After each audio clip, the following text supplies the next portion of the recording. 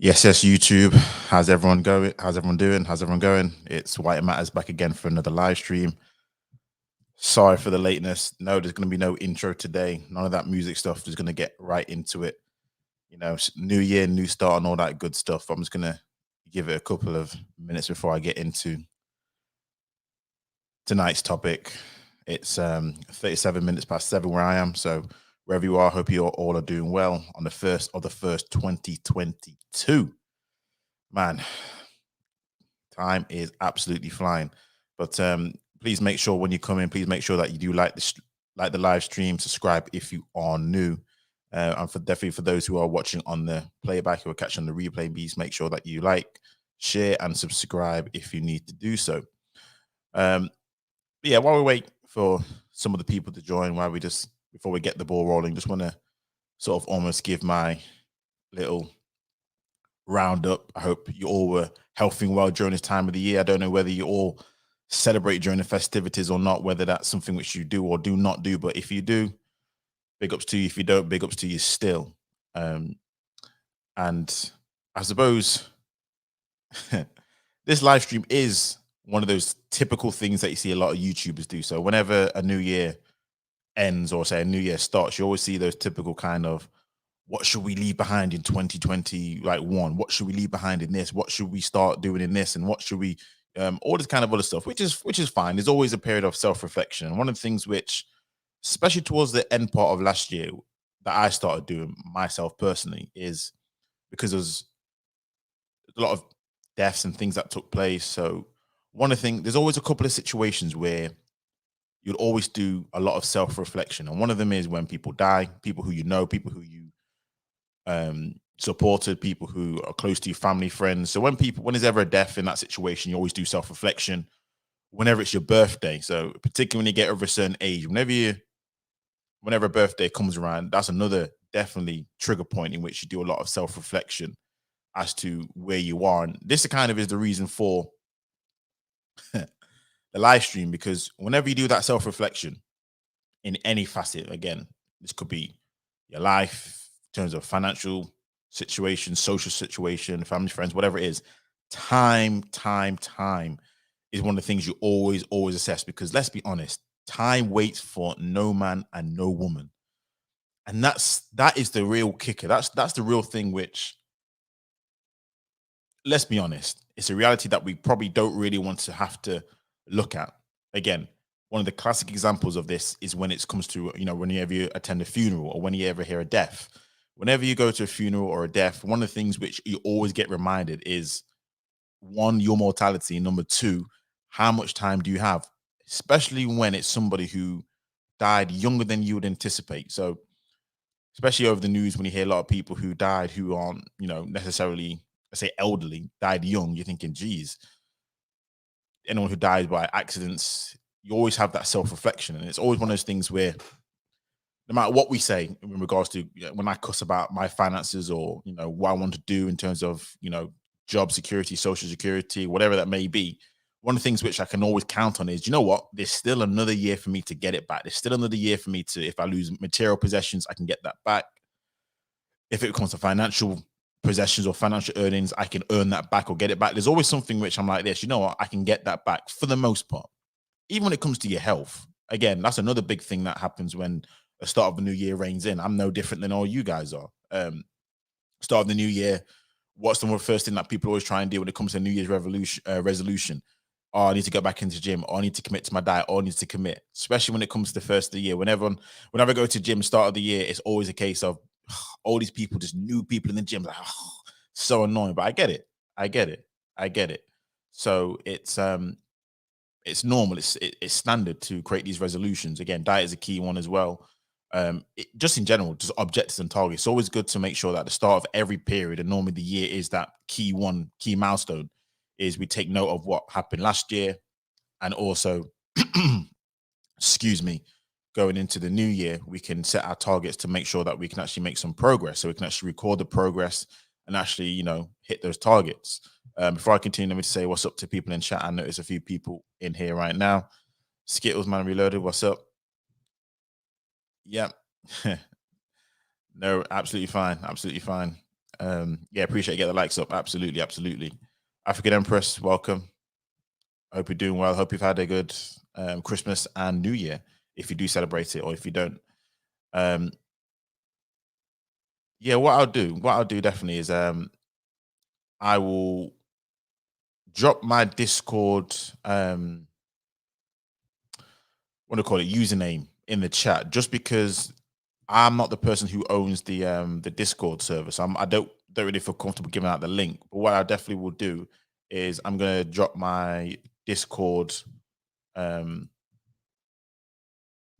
username. So hopefully you should be able to add me as a friend or collect me. And then what I will do is I can find out whether if you have, I don't know what server you're on or whatnot, but yeah, for definite, we'll definitely chat. So that's not a problem at all. So I've just dropped my Discord username there, which you'll be able to find me, which I'm happy giving out. It's not a problem at all. And then yeah, we can go from there for sure, for sure. But yeah, but one of the things again, time. Time is something that you can never, ever, ever recover back. And it's always something which, funny enough, especially us, the spaces that I've been to, and I'm like, there's no way near we value time as much as we should do. I'm just like,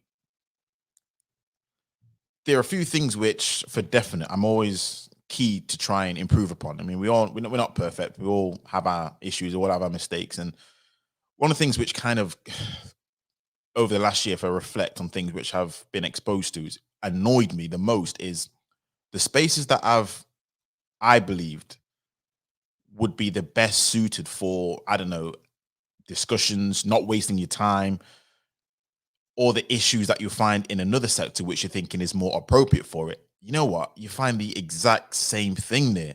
And I don't know what it is or why that is the case. I mean, again, I'm to be honest with you, you go through the Africanism sector where we got a group of people who you would expect will be at least on, not necessarily on one accord, but at least fighting for the same goal.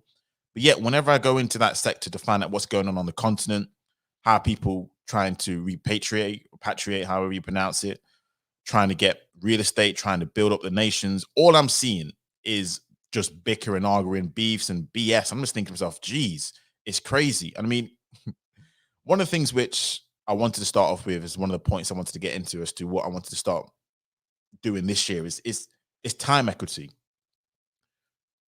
spending your time the best way you can possible. Because at the end of the day, like I said, you can't get time back from no one. Once that time is gone, that time is spent, that time can never be recovered. And one of the things which I've noticed, even over this period, which you would think people would lay low a little bit, it's the Christmas time, it's the New Year's time. Again, I don't know if everyone celebrates it, but most people at least have time off during this time of the year. But no, I saw people on like 8+ hour live streams. I mean, I don't know how people can do it. I mean, big ups to you if you can handle a 11+ hour live stream. I've seen it, 12-hour live stream. I clicked on it. I'm thinking, man, these people are still going. It's just mad. And when you actually look at the live stream in itself, a lot of it's just, it ain't even talking about anything. And this is the kind of thing which kind of, I don't know what it is now. I don't want to come across as, above it all pompous or anything crap like that. But it's just, again, upon reflection of all the spaces that I've entered in and everything that's been going on, I'm just like, there's no way near you can be productive with your time spending 12+ hours going back and forth around in a circle, talk about the same two issues, two topics. And at the end of the day, all it does is cause excessive amount of other bickering, beefs, clicks, and all this kind of other BS, which I'm just like, this was to kick off 2022. It wasn't even like it was, midpoint of last year. This was like to kick off 2022, end of 2021. So you just think to yourself, the title of the stream is Time Waits for No One. Will 2022 be the year of action or just more of the same BS? Now, let's be honest. I think for some people, it will be a bit more action, and which is what I'm hoping that this channel will be about. But for a lot of people, it's just going to be more of the same BS. And that's kind of where I really, really, really wanted to sort of just stay clear from. And I'm just like, oh man, I don't know how people can stomach that kind of stuff. I don't know how people can stomach a 12+hour live stream. I don't know. That's just not me. People seem to have their own methods of therapy. I remember hearing one YouTuber saying this, and I actually 100% agree.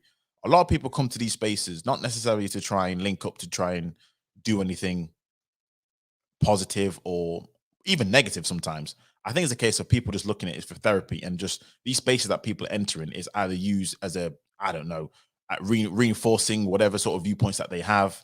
But a lot of times it's used as a vent, as a way of just venting all your frustrations. And this is why a lot of these times when people come here thinking, I thought this space was going to be to help people, whether it be help black men, help black women, whether it to be help black people. Actually, it's just a way of people venting either their frustrations or whatever issues that they had in their real life. And then when you go into YouTube, I'm thinking it's just more of the same BS. And that's exactly how people are spending their time. And again, like I keep saying, big up to them. If they can do it, cool. But no, one of the things which this year I'm hoping to try and definitely do is just spend better use of time, your time, because at the end of the day, you don't want to be. I'm assuming you in the chat, everyone who's here. So big up to the people in the chat. Thank you for joining. I'm assuming you just don't want to hear something drone on for 12 plus hours. I don't know. You let me know. Um, but no, it's just I respect your time, as I'm pretty sure people will respect my time. So I'm just like, it's just crazy. But I suppose it's good TV for a lot of people. It's yeah, you're right. It's the trauma bonding, and it's something which is quite interesting because, and I'm just going to say this, it's a safe space with a little girl and complain. And I was going to say this, I would expect that more from women. And again, I'm going to stereotype, and apologies for the women in the chat. I'm going to stereotype it a little bit, but I would expect that a little bit more from women to have these spaces which they'll kind of, I suppose, complain, the conversations, and it will kind of not go anywhere. But a lot of times, what I'm seeing is it's the men. It's the men who need these safe spaces to basically complain, gossip, like like a stereotypical girl. It's a lot of the men. You know what kills me the most? Because I follow a lot more male channels, just because I suppose it's my internal biases. I'm a man. I'm a man. So I follow a lot of the male channels, and that's where I get more disappointed. And this is not no shots or no heat at men, but this is where again I just get a little bit more disappointed, because it's the men who tell me, whenever we have our back and forths, that we're the ones who build, we're the ones who are logical, we're the ones who problem solve. I'm like, cool, I agree with that. In principle, that's what guys best suited to do. When it comes to certain roles you see in workplaces, the more analytical roles, the more logical roles, the more, STEM field roles, which suits male personality traits stereotypically. But I'm like, but hold on, when I'm here, when you guys are, producing your content, it's nowhere near the same. It's the opposite. You guys don't show yourself to be logical. You guys don't show yourself to be analytical. You guys show yourself to be, for the most part, engaging in the same BS behavior which you guys criticize women from doing. And I'm like, well, hold on a second. If it's women's nature to do that, then I expect it. But if it's your nature not to do that, then we have a problem.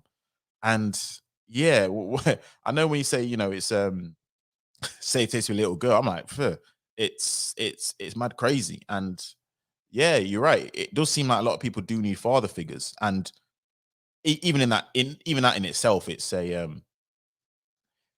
a telling figure. It's such a telling sign in regards to what's been going on, and just how we're spending our time and how we're choosing to really engage with one another. Because at the end of the day, most of the people on this place who I follow are adults. They're 20 plus year old men and women. So even though I get you may need a father figure in your life, there comes a situation where, I'm sorry, at what age do you sort of take accountability, responsibility for your own mess and say, you know what, I may have not had a father, I may have had a negative situation, I may have had this, it is what it is, but now I need to, pick myself up. What's the classic phrase that I was always taught? Once you know better, you do better. But again, it looks as if 2022 is going to be the year of the same BS. And yeah, Skittles, man. That's exactly what it is. It sells. It sells, and it brings eyes to their channel. And this is one of the things which, to be honest with you, that's why I'm not even really complaining or hating like that. I'm not even going to go say, oh, these people are doing this. I get it. Here's the thing. This is what it is. I'd be a fool to disagree with you and say, it does. It brings views, it brings finances, and the content creators are the ones who profit off the end of the day, even if they don't live in it. But I can't complain. I can't hate. It is what it is. But it does tell you a lot about the people who actually engage in those spaces. But anyway, I digress. But for definite, man, I mean, time is something which you cannot get back, people. It really just isn't. And how you spend your time tells me everything about that individual. And that's one of the things which even myself I've begun to learn as I've gotten older is once I do like a logbook of what as to over the course of the week, for example, or even the course of a day, how much hours did I spend doing this? How many hours did I spend this? And if you tot up the amount of hours that you've done doing, let's say X, doing Y, doing Z, then I guarantee it, whatever the most you spend the most time doing, that's likely the most either rewarding or the most gains you're going to get out of it, whether it's positive or negative. For example, if you spend more time in the gym, likelihood or not, you're going to hopefully get the results that you want to. I know diet plays into a part of it, but if you spend the adequate time doing the good things and putting the right steps in place, and you know what, you're gonna see the fruits of your labor.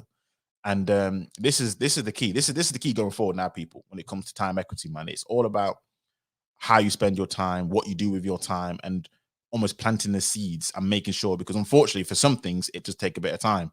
Again, going to the gym, if you're studying, whatever it takes a little bit of time. You're gonna have to put in that work, and that's one of the things which I've noticed that we all say we got to do the work, but it's easier said than done.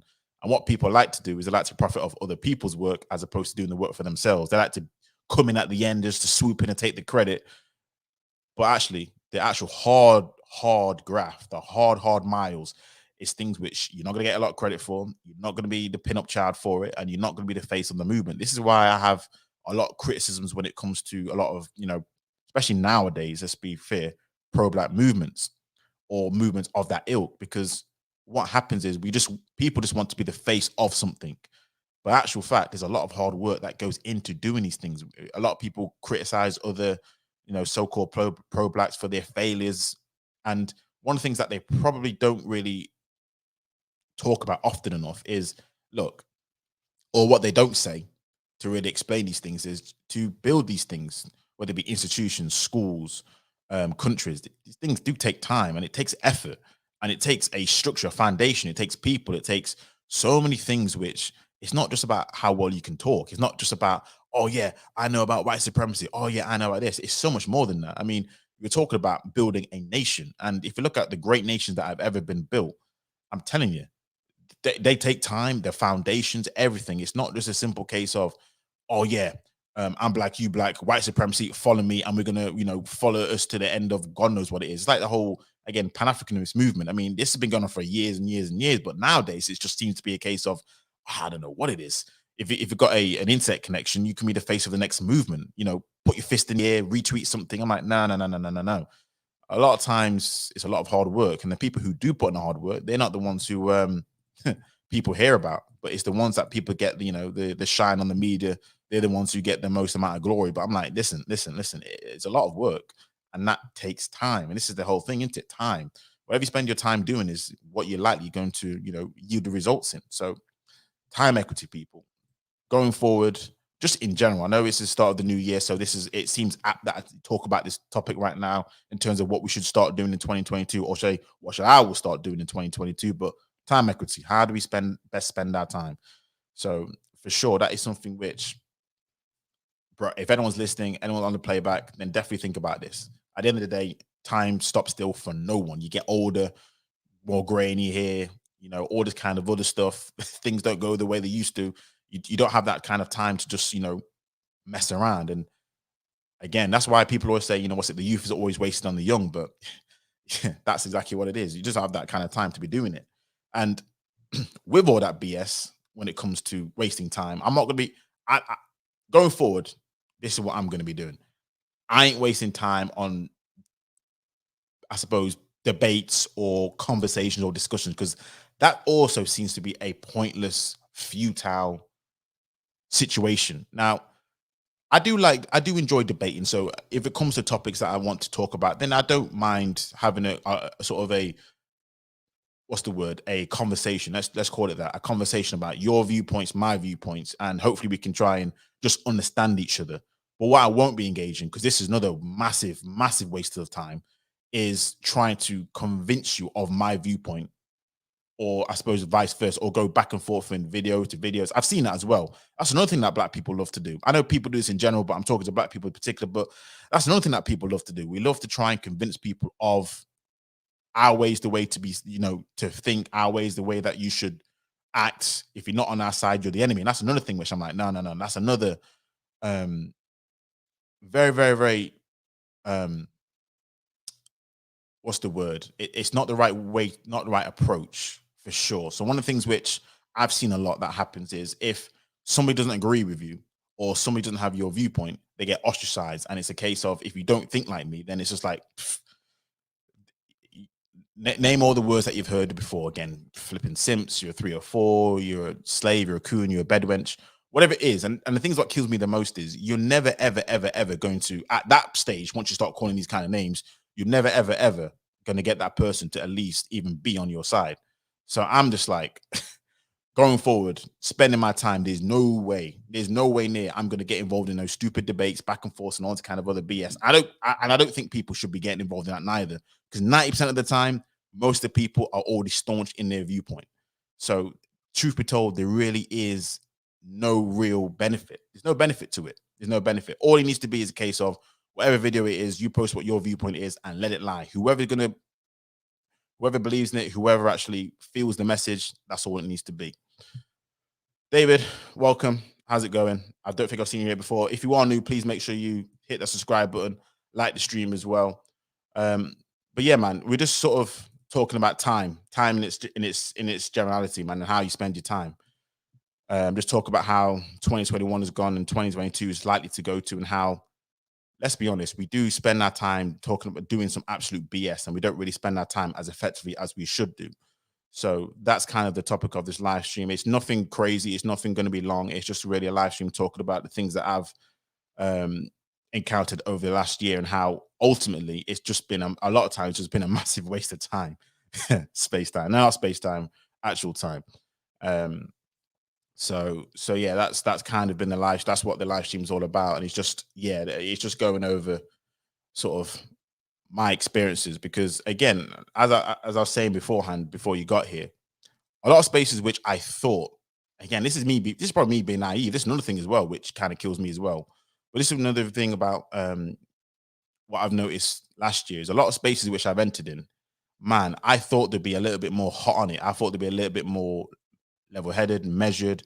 But truth be told, they're just as grimy, just as bitchy, just as gossipy, just as the exact same type of energy that I'm like, yep, I don't want no part of it. And that's leads me on to the next point about how going forward, when it comes to this time, and this is something which I would definitely, this is just a life truth that I think my granddad was telling me ages ago. But be careful who you let in your house. So one of the things which I like to do is after the topic, drop the link so people can come on your live stream and people can chat and talk about the topic, and people can really, engage into the talking points. Because, people like to talk in the chat.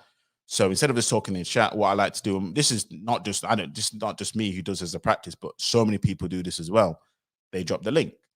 I'm pretty sure you're aware of that kind of practice. One of the things which I'm just like, now I'm going to be really stingy with. I mean, Benny, talk about being stingy with your time, is I'm going to definitely be stingy with dropping that link, because there are some people who come on shows that I've seen and never, ever, ever, ever. If hindsight is a wonderful thing, and always be careful about who you let in, because once you let in certain people in your house, I know you got this block button, but it just, a lot of things happen which it just if you could reverse the hands of time, you would do, because it just opens a can of worms. You go into a rabbit hole, and truth be told, you're talking to a lot of people who I think aren't even right in their head. This is another live stream that I'm looking to do going forward. Because one of the things which I brought out a start with on my channel is about mental health. And a lot of people on this place aren't right in their head. And you're spending so much time talking to people who you shouldn't even be having a conversation with, because they ain't right in their head. And one of the things which I've noticed, or one of the things which I've seen, and I'm not talking about my channel in particular, I'm talking about just in general from just being around and about, is that there's some people, there's some times where, you know what, it's probably best not to even let that person up at all, because all that person is going to do is sow division. It's going to be either hatred, there's going to be some language that's going to be used, and at the end of the day, no one's going to benefit from it. But again, people love it in terms of drama, but not this guy. So always be careful with who you let in your house. Now, this is a YouTube house, but it's still your house nonetheless. At the end of the day, when you come to this channel, this is my channel. Likewise, when I go over to someone else's channel, I'm also careful to make sure that I don't also impede upon their channel. If they have viewpoints that I disagree with, do you know what I'm going to do going forward? I'm like, cool.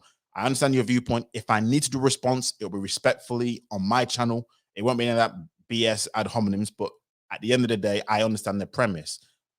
In my house, my rules. And at the end of the day, I'm like this. Some people love to debate, but no, no, no, no.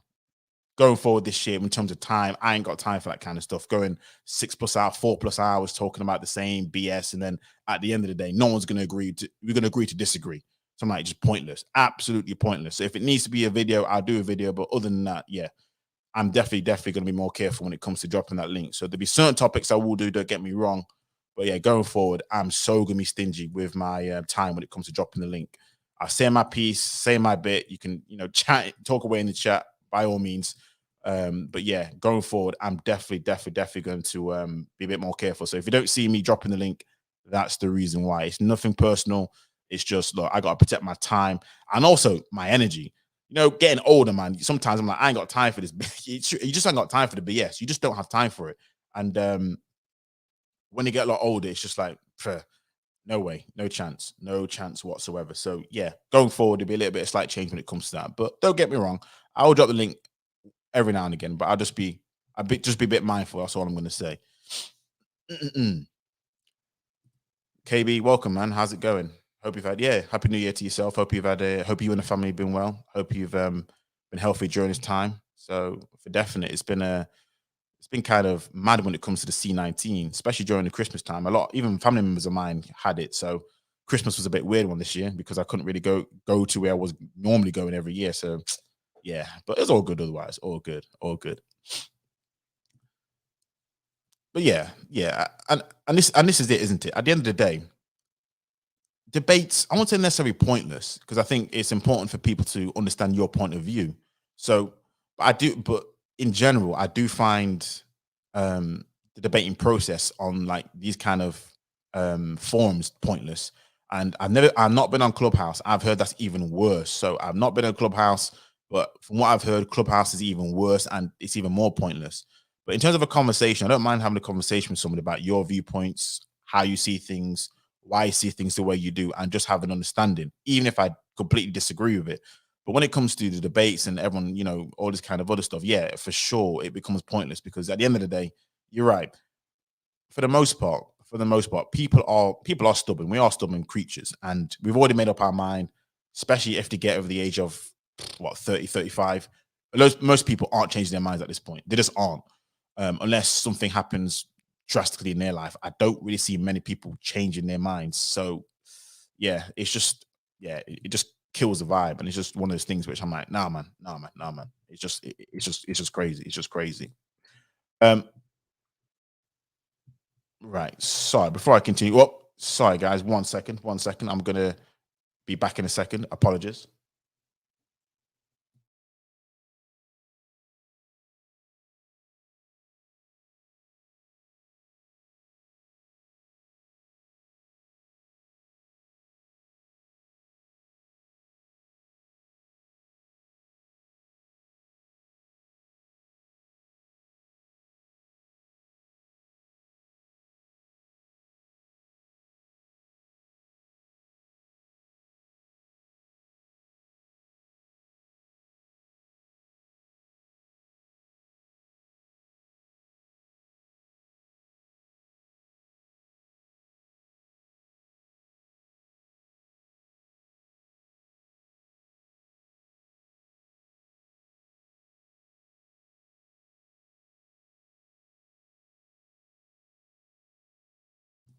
Right. Sorry about that. People had a had to just take a quick call. It was quite important, but yeah. So where was I? But yeah. So for definite, one thing which I've always learned is always be careful about letting certain people into your house, especially if you know that that person has an already disagreeable attitude, whether that person is just, it just ain't gonna, it was never gonna start well, it ain't gonna end well. So for sure, people, for sure, definitely, going forward in terms of this year and anyone else has a channel, just be careful when it comes to what kind of people you let in your house, just even in general, when it comes to just out and about in your actual normal life outside of this kind of space. But when it comes to this space and everything else, just be careful about who you let into your place, your piece, because at the end of the day, a lot of people I've seen get really upset over things which, let's be honest, you would think once everything stops, people can try and acquiesce back to, being normal. But I'm telling you, a lot of people, it does cut people up, and I've seen some things where people have gone, you know, they get upset. So a lot of people get upset with a lot of things. I'm like, at that point, if you're really gonna get upset with something, by my little advice, my little two pence advice, for sure, you definitely need to either don't go into that channel or don't let that person or them people on your channel, because at the end of the day, it's just like, yeah, it's just dragging down the vibe, the energy, and it's just not something that you need going forward in 2022. But yeah, man, yeah, KB, definitely negative energy. And again, I don't mind people have a difference of opinions. Don't get me wrong, but we all know the difference, and this is the key. We know the difference between negative energy, BS energy, and just a casual disagreement or a conversation. And that's what I kind of want to bring, just a nice conversation that's going to actually get somewhere, not some BS sort of debate show. But again, maybe I'm just in minority here, because I'm probably thinking, you know what, I need to switch up my content to do more drama, because in order for my channel to really blow like other channels have blown, I need to get some drama. So I don't know. I don't know. You might have to you might see me change my mind the next sort of 6 months when my channel's just like dying a slow, complete death. But I'm gonna try and persevere, guys, ladies and gentlemen. I'm gonna try and persevere, because geez, I the last thing I want to do, and this is one of the things which I've always realized into this year, is the last thing I want to do is leave a kind of a, as you know, when men get older and they reflect, one of the things that they look at is a legacy, isn't it? What is their legacy that left? Whether it be children, whether it be houses, whether it be their business, finances, we all look at legacy. That's one of the things that guys, when we get older, for sure, is one of the things that we always talk about. And I suppose when it comes to this YouTube game, I'm like, what legacy do you want to leave? There was a very, very popular content creator who died not so long ago. And what was so interesting, but even troubling at the same time, is during the whole, when he died, what the conversations at the back of it came off the back of it in terms of his legacy. And it was all the same BS, which I thought, you thought it'd be respectful. Nope, it wasn't a respectful situation. It was more chaos, more beefs, just more talking about things which I'm like, I don't want my legacy to be that way. If God forbid you just drop down the dead, I don't want my legacy to be on this channel to be one of beef, one of issues, and one of just turmoil. But what can I say? Some of the people's channels are different. It is what it is. But yeah, for sure, as you get older, it's like it becomes a hell of a lot more important. Time becomes more important, and then what you do with that time, i.e., your legacy that you leave behind, that becomes ultimately more important. And but yeah, for sure, I'm gonna try and make sure it's reflective of me as a person, because that's another thing as well that I truly believe, that everything that you do is a reflection of yourself. Everything, whether it be how you dress, how you walk, how you talk, what car you drive, everything's a reflection of yourself. We put things down as being a minor thing, maybe a haircut, a necklace. Everything that we do is just embodies you. So, even going down to the partner that you choose, the houses that you try, the area that you want to live in, everything kind of embodies, especially if we have the finances to do this, to pull it off. Everything that we do reflects who we are. So I'm just like this. When I see people do certain things for a long period of time, long enough, I'm like this. That's the kind of person. Once I know that's the kind of a person, I kind of take them for what they are. A lot of people try and look for this hidden esoteric. Well, maybe the meaning means this. I'm like, well, possibly, but at the end of the day, you put that out there about yourself, and that kind of mirrors you as a human being. So that's kind of another thing which I'm just like, for me, and for a lot of other people, if you can say true to yourself, whatever that is, then all power to you. But for me, being true to myself, I can't be with this BS. I can't be with this beast.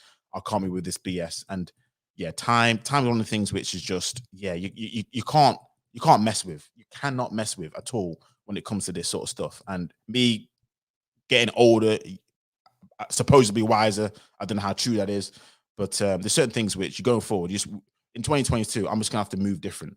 Um, so for sure, that's exactly what I wanted to bring. What I'm actually going to do, actually, because I don't want to waste your guys' time. I will actually drop some of the links. So let me know if you want to come on the panel and talk about anything at all. Open panel, I don't mind. But I didn't want to labor too long on this point. I wanted to get this first video of the year out, just in regards to just time, man. Time, people. Time is something which is a commodity you cannot get back.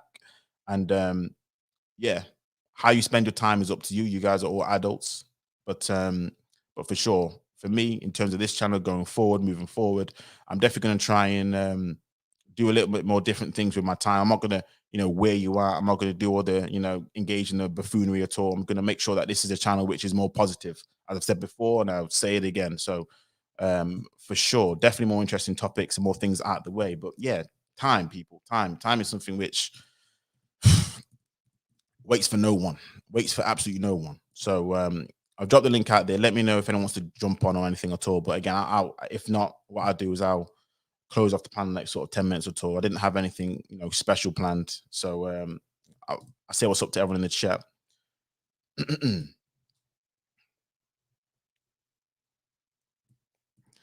Yeah, thanks, KB. Thanks. I mean, I think I'll be reflective. I'm just going to keep it real. There are a couple of videos I have done which probably, looking back at it, if I just be honest, I was like, you know what, going forward, I wouldn't cover that topic, or I wouldn't do that same thing, just because I think, yeah, that kind of did compromise my morals and principles a little bit. Just because, and I'll be honest, once you're on these kind of games, you do sort of chase the algorithm. I mean, KB, you be able to talk to this as well, since you have your podcast, and I'm assuming you'll run into the same, I suppose, trap in which you're always chasing the algorithm, and because you chase the algorithm, you do sort of compromise your morals, and because you compromise your morals, it kind of, yeah, it's one of those things where you're trying to toss it up. But anyway, KB, how's it going? You here now? Good evening, sir. How are you?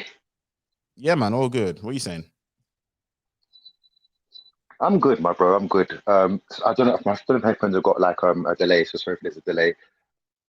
Uh, um, Happy New Year to you. Happy New Year to everyone. Yeah, I'm not going to be on long. Just wanted to pass through. First of all, bless your channel. You literally just put up. So I was just going to say, bro, you're somebody, because you remember quite early on we had conversations and stuff, and when like, I had my first channel, bro, you're someone who's always stuck to your guns in terms of what you want to present, how you present it, and what you present. And obviously, I like you a lot anyway as a person, but I also respect you, bro, because you've never strayed away from that.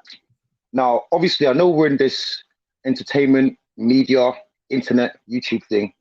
And I know what you mean. In 6 months' time, depending on whatever, something major happens, or whatever's going on, you may feel to sort of delve into certain bits, which is understandable. It's fine. End of the day, this is a business. But one thing I'll say is big up yourself, bro, because you're definitely somebody who I've always seen to follow his same principle. You've always wanted to do things a certain way. Also, as well, because something that's something that's that pleases my heart as well. That's what I was going to say. Is you're so passionate about UK issues, UK history, UK politics, and I could do nothing but respect that, because yeah, we're a tiny island and we're only 3% of this island, but the way you constantly go at things, it goes from sports to politics to, yeah, bro, I could do nothing but respect it. So I just wanted to say that first and foremost. So, bro, keep doing what you're doing. Obviously, if you need to change your fork in the road, go. You're an extremely intelligent brother, so I'm sure whatever decision you make, even if it's for specific purposes, is going to be for your benefit in the long run, bro. So I just wanted to say that first of all. So Yeah, keep thanks. doing your thing, brother. Keep doing your Thanks, thing. man. Appreciate it. Appreciate it. No problem, bro. No. It's all truth, brother. It's all love, man. And secondly, yeah, in terms of the streaming going forward, I'm not gonna I'm not gonna babble on what I think people should do or shouldn't do, but I'll just throw out some things out there for maybe things that I'm either started, have prepared already, or was about to get prepared. Things that I think would benefit all of us and things to look out for, some things more than others. So one thing I've definitely looked into more recently, as my mum that got into me with this, and she has been a lot, but things like life insurance. I've recently taken out two policies.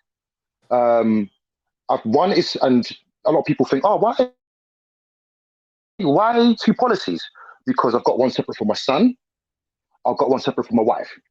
Because we work economically really together. We run our household really well, but it's one of them where, God forbid, let me find something to touch wood on.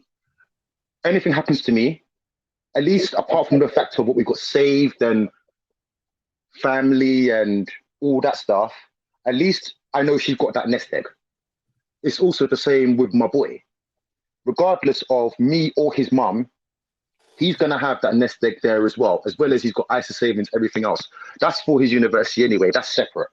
But anything happens to daddy, anything happens to hubby, at least in terms of, okay, I won't physically be here, I can't, love them as I do, speak to them, cherish them, touch them, but at least the financial, economic providing I do for them now, at least that will be covered. If not for life, for a significant period of time. So I would say that's something, whether you have even a large family or not, I would say, so guys, please please look into. There's plenty of policies. They're not that expensive. I would suggest things like a Bupa. There's other ones as well. And I believe with the majority of them, once you've done like a year to 18 months worth of payments, then the insurance policy is active. So basically, if anything happens from that point, then they can pay out. So prime example, something happens to me in 2 years or something, I'm not going to disclose the amount, but my wife and my child get decent money, which will at least last them until she's probably retirement age. She's really good with money, actually. So it probably lasts for a long while. But at least that nest egg is there. So that's something I really wanted to do. Another thing as well, and again, this is something where I'm preparing, but I'm also working with someone to get more detail on, because I'm willing to put my money into things, but I like to know what I'm doing. So I'm looking at things like not just crypto, mainly Ethereum, because that links to other things, but also general investments. Also, what I did as well, and I'm quite proud of myself. I know it's kind of a small thing, but every Christmas, when I buy my family stuff, I also buy myself a present. I know, very narcissistic, I know. But, listen, I support that. No, I support that. Okay, thanks, brother. So I was going to get, my present this year to myself was going to be a new pair of Jordans. But I was in this sort of mode, and I went to go, and the Jordans I was going to get was like 190. I didn't buy them. I bought Nike stock. That's definitely wise, and that's definitely that's I was gonna say showing your age there, isn't it? yeah, a little bit, a little bit. And it's I know it's only about $2 bills, about 200 quid, whatever. And as the year goes on, I'm gonna input more into it.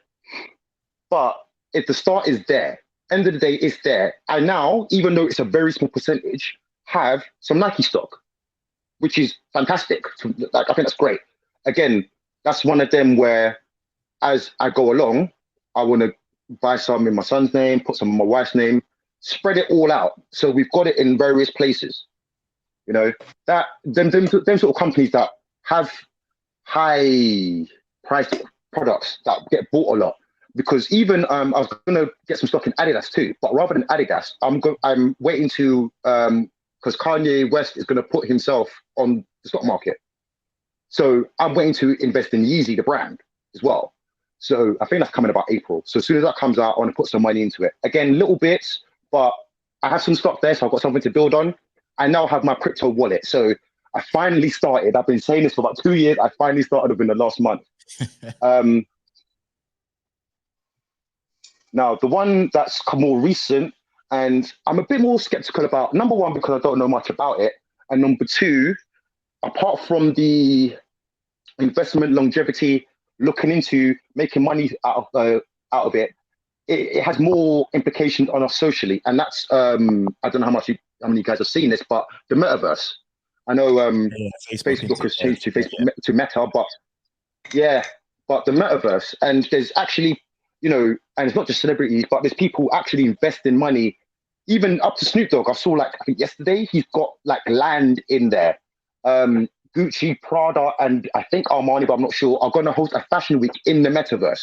So these people know something that we don't, because they're just all on it all of a sudden. So I thought, again, even if it's a small piece, I need to get involved.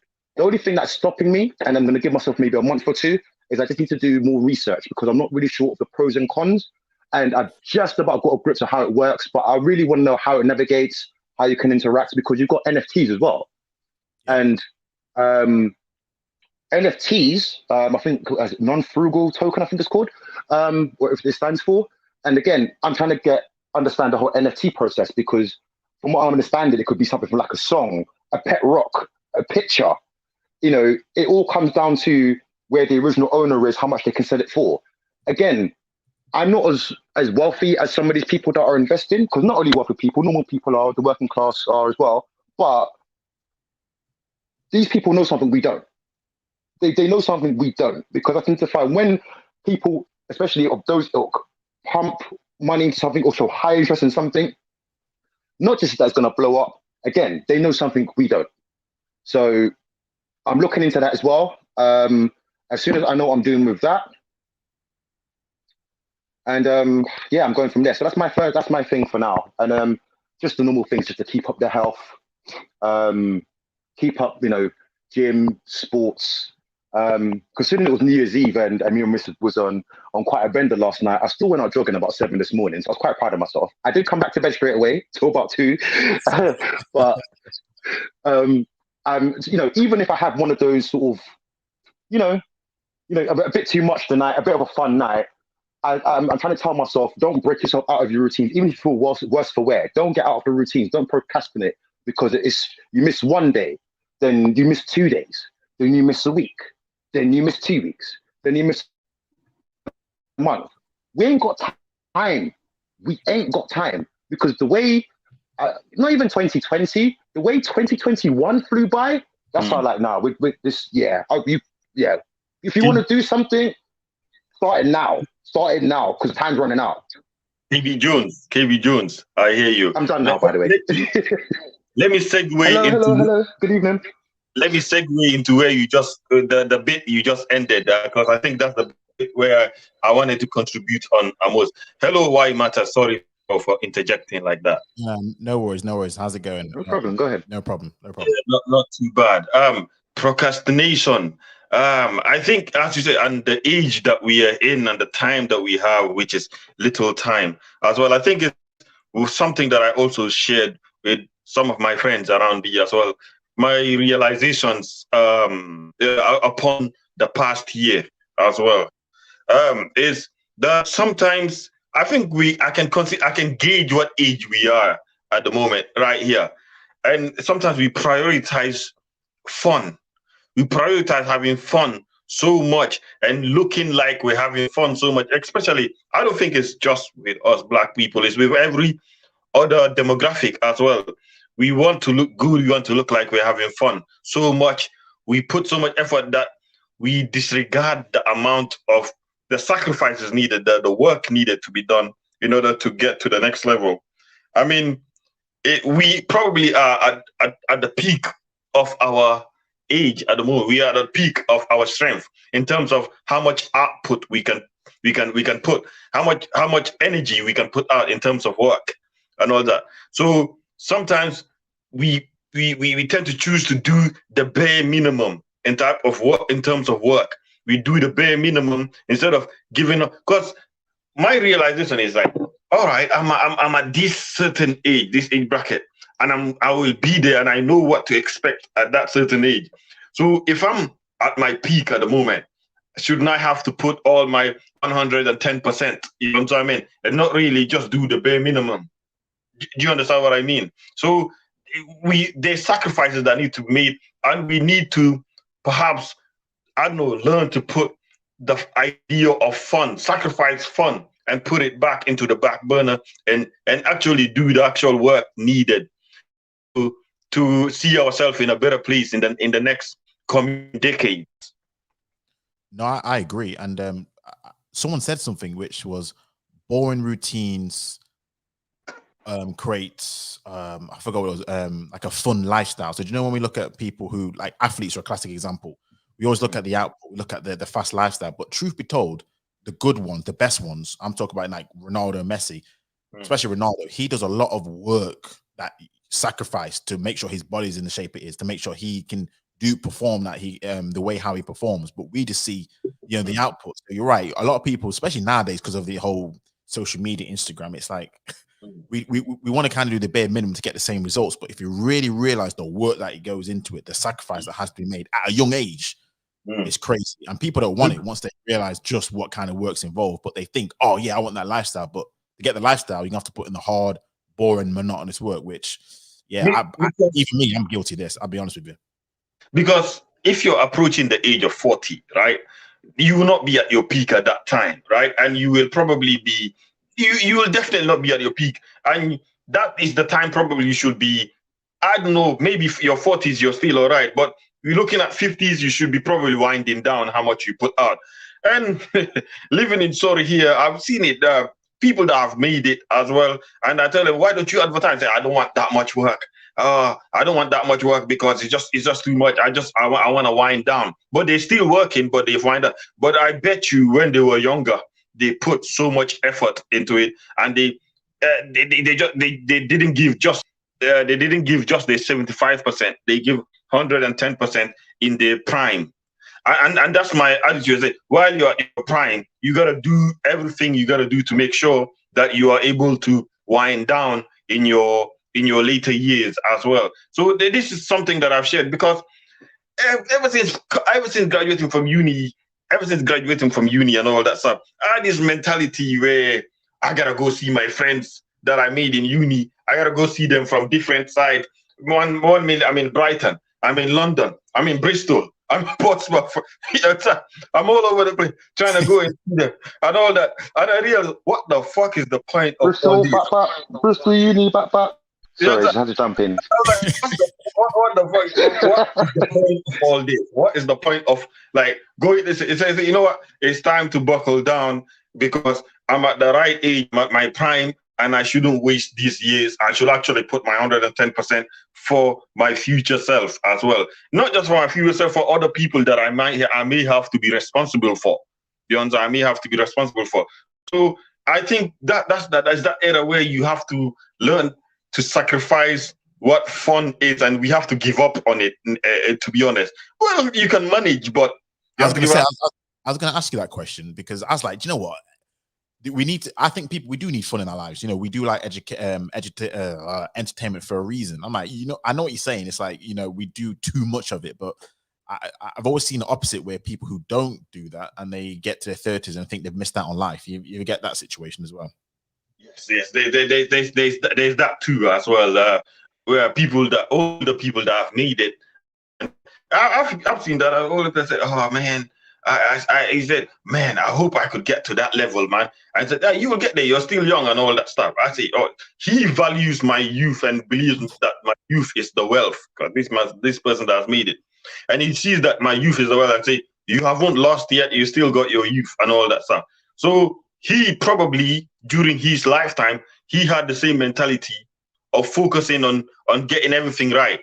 To the point that he's lecturing me nowadays about how to make it and all that stuff. He looks back and he misses on his youth. I guess there's a balance that has to be struck right there as well, where you have to. I came to the number of 85% and the rest is fun.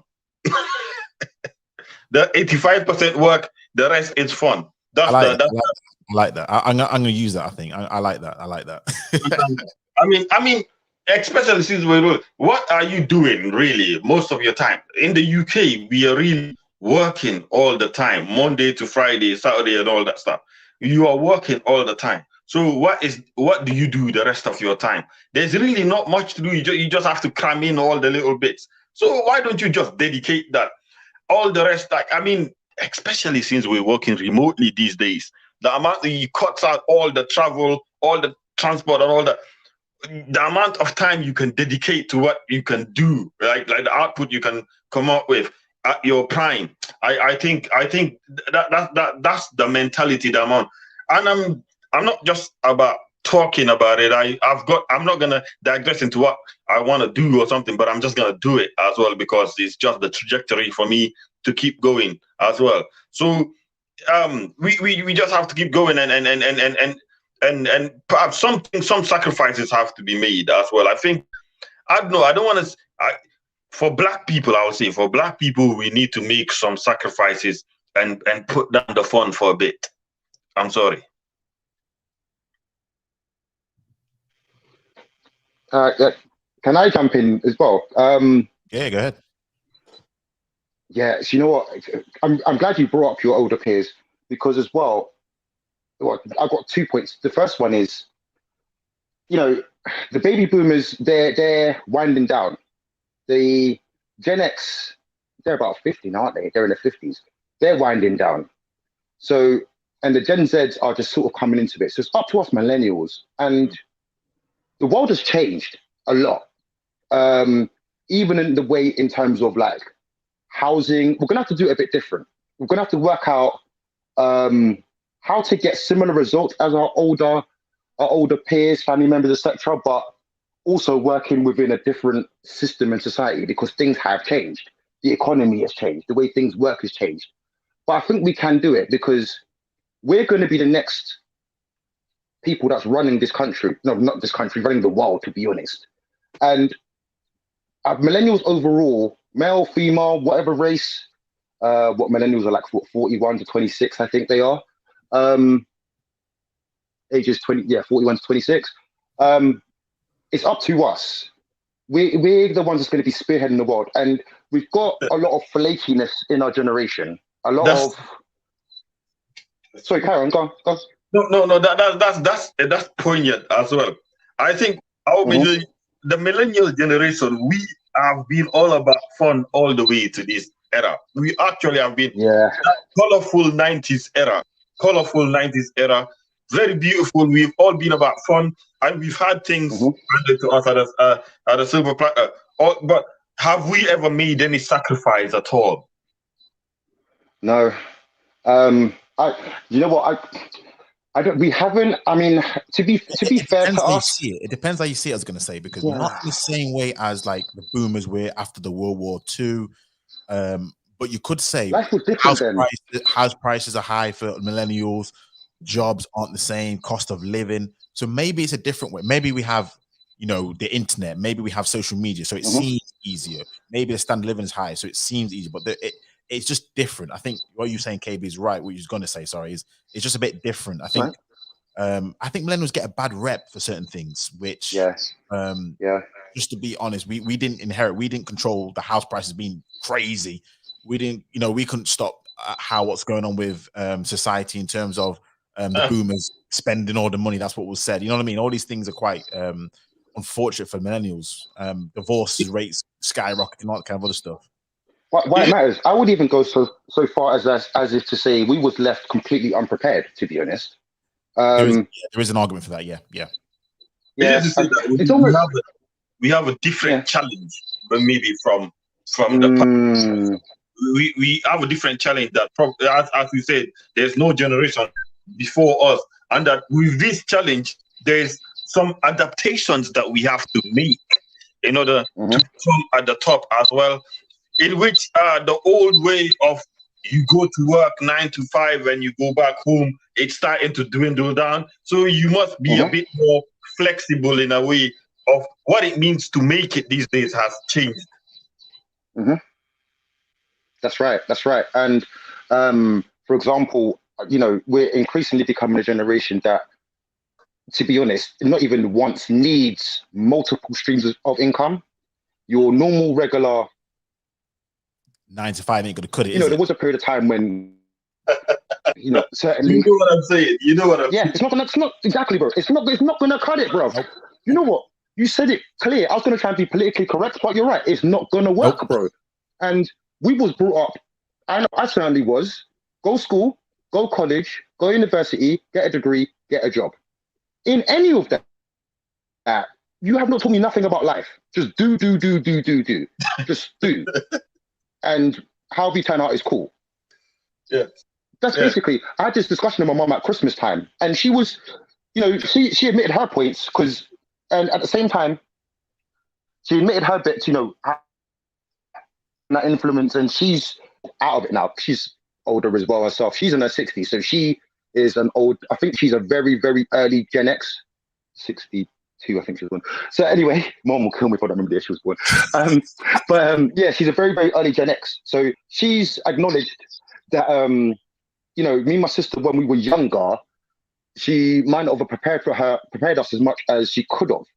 Now, I understand that because considering her parents, they didn't teach them much and etc. and so forth. But at the same time, I did bring up the argument with her, like, okay, even if you guys physically couldn't do anything for us or leave anything for us, which I really don't believe, I've got to be honest, but that's fine. I was a baby in the 80s, so, you know, I can't talk about house prices with 50 grand. I know they were, but whatever. But in the very least, what you guys could have left us with is some knowledge, just a little bit of knowledge, even financial knowledge. I don't need to know how to broker the stock market, be an accountant or anything like that. But we was never taught about credit scores or how this will affect this. But I'll tell you, lot, you know me. I'm honest. Sometimes a bit too honest, but okay, I wouldn't be me if I wasn't. My credit is decent now, but I'll tell you what. From about 18 to 25, and I do give myself leeway because I went uni in between. I destroyed my credit when I realized there was a thing such as credit. Bro, I did the same. I did the same thing, man. No anything joke. I could get, I got anything. I hear you, and man. it took me, bro. It's taken me all of 10 years to repair it. And you know what? What I will say is also, God bless my wife, because she's very financially savvy.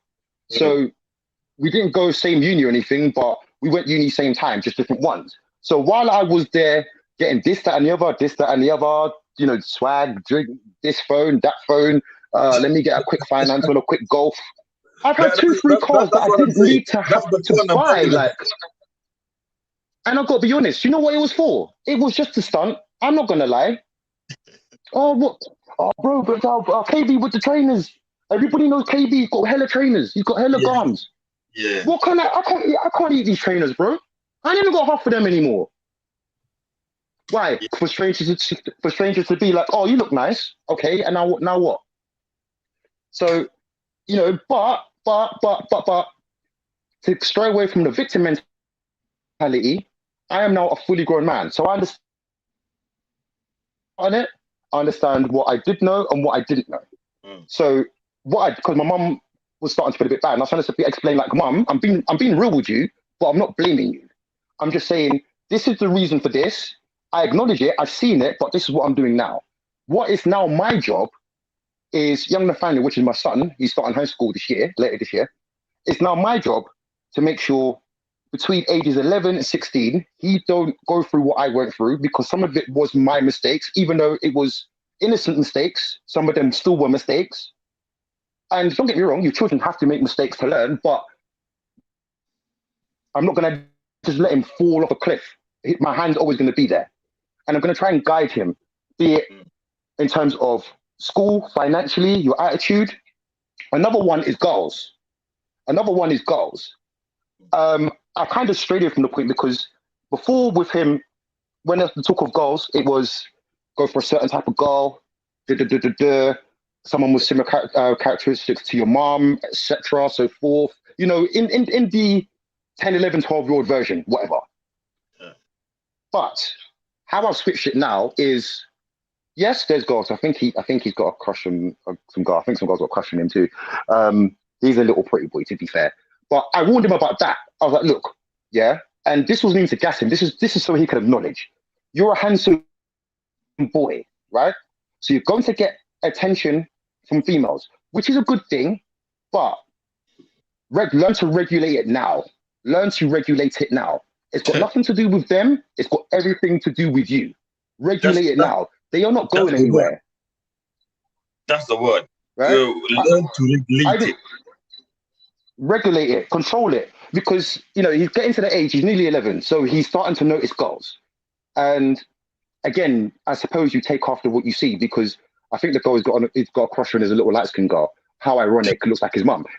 But even the point of that, I'm trying to tell him, look, first of all, on yourself, boy, yeah?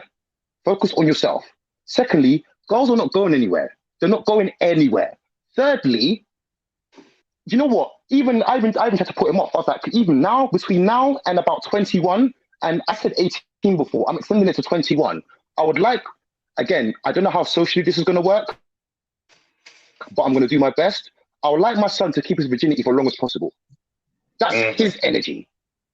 That's his energy. Preserve it, keep it for yourself. Learn who you are as a person, because by then you'll be a man. But I was trying to say to him, between now and the next 10 years, boy, I don't want to hear nothing about girls. I don't hear nothing about girls. We can talk, I'll guide you through it, and if you and a girl getting close, fine, you can be friends. I even told him this. If you and a girl become playmates, friends, which we know is code for high school dating, which this bit made him laugh because he's like, Dad, you serious? I'm like, yeah. I was like, if you get to that point, first and foremost, I want to meet that girl and her parents immediately. Secondly, if you two get to the point where you two do like each other, that's fine. You can go on your little dates. 2 things. I am chaperoning you. Number 1, I don't care if you think you're a big man, bruv. If you don't like it, stay in your yard. Number 2, I want to talk to that girl as well because, and this is with the parents, because I don't know what sort of daughter they brought up. Yeah, what type of family? And if her and my son are getting close, what sort? Thank you. How are they good? How is she going to treat him when we're not there? Because it's all good. They can be nicey and do the right things when I'm there, mum's there, whatever. But when he's just with her, or say he starts to develop a girlfriend, when maybe he goes to their parents' house, I don't want it to be any problems either. You know. Yeah, so that's my personal one. No, that's very brilliant, and that's good. I mean, it's getting involved in your child's life as well, right? I guess sometimes most of us, or most of what our parents' generation ended up working so much that they didn't have time for that as well. That you have to account for. So, but it's important. It's important what you just said now, spending time. And that's what it takes to raise, being involved in your child's life, to raise a good kid that might not end up in the street doing harm to another kid. You know, so if we, that's one of my biggest fears. But you know what's good about what you've both been saying there, and it's obviously especially KB about you, is what you're preparing your child for is almost not to waste your time, your best years of your life, trying to correct your mistakes of your early life, because this is what ultimately you're trying to teach your child is raising your child right. So pick the right woman, because if you pick the wrong woman, I'm telling you, you can pay dearly depending on what happens if you have a child. And unfortunately, these things can take time, relationships, finances. Even like when you talk about your credit, I can relate so heavily on that. Do you know how easy it was to me to mess up my credit early in my life? Boy. How long it took to get it back. That's how much time you waste by making just terrible decisions. And this goes, especially when it comes to girls and women, and even when it comes to women and men, you can pick the wrong one, and that can time that you can't get it back. You're serious. Yes. And depending on what happens, it could be detrimental for life, if a child comes or something else. Yep. So definitely. So I'm trying to instill that in him and just trying to make him the best boy. He's a boy at the moment. He's gonna be a teen very soon, and then he's gonna go from that stage to that middle stage. I'm trying not to get him. It's weird because, again, I suppose this is where old habits I have to fight against, and I think I've got 99% of them. But it's little tiny things I've just got. I'm constantly trying to check myself, if I'm going to be honest, because I'm sure a lot of us were the same, especially when it comes to boys. I was one of those people that as soon as I turned about my son's age, it's like there's no middle ground. You go from child to man. There's no boy period. There's no teenager period. I mean, I was a teenager, obviously, but I feel like I was never a teenager. I feel like I went from a boy to a man. And it wasn't just me it wasn't actually me that decided that. I was basically told. Your daddy not here. You're a big man now. You run things. Not even you run things, because boy, I don't. But I didn't. But you're the man. And it's like, wait, what? I'm in my 30s. I'm only learning to become a man now. So I don't know what I was doing at 11 or 12, but I did the best I can. My son doesn't need to do that. He's not going to do that. So just that with him. The last one I was going to say, and then I'll sit back quietly and listen to you gents talk, is, and this goes with a lot of obviously adult guys, and more direct at the men, especially when it comes to this whole woman thing. Now, I'm not going to go too far into it because we'll be here all fucking night. But if the only thing I'll say to guys out there, look, if there's this ongoing gender thing, you know, you're having whatever troubles, you're either in currently something or going through generally, look, just take a breather, just separate yourself. Look, stop worrying about the other gender. To be perfectly honest, women have got their own problems to worry about. Take some time, be celibate, find yourself. Why, you know, that's another, I understand it, but I really want to pull people by the scruff of the neck when they're always looking outside, if that makes sense. Especially when they're looking outside and they're neglecting within. Women this, women that, women this, women that, women this. Bro, I can't handle it, bro. Like, don't get me wrong. I've said things at a time. I've had a little moan, I've had a little giggle, had a joke. I see Fiona in the chat. She's had plenty of banter for me. But, bro, even the last, what's today, the last couple of weeks, when I watch a lot of YouTube, every other stream, winter's coming, women are lonely, da-da-da, da-da-da. And it's like, I swear, where's your woman? You too, motherfucker. What are you talking about, bro? What are you talking about? So you spent all of December, brother, all of December talking about women, how they're going to be lonely. Where's your girl, bro? Really jarring. That conversation it's so jarring all the time, all over the place. I've had enough. Oh, black women this and women do that and the Pookies and the Ray Rays. And oh, bro, I don't give a fuck about Pookie or fucking Ray Ray. Make some money, bro. Fucking hell, man.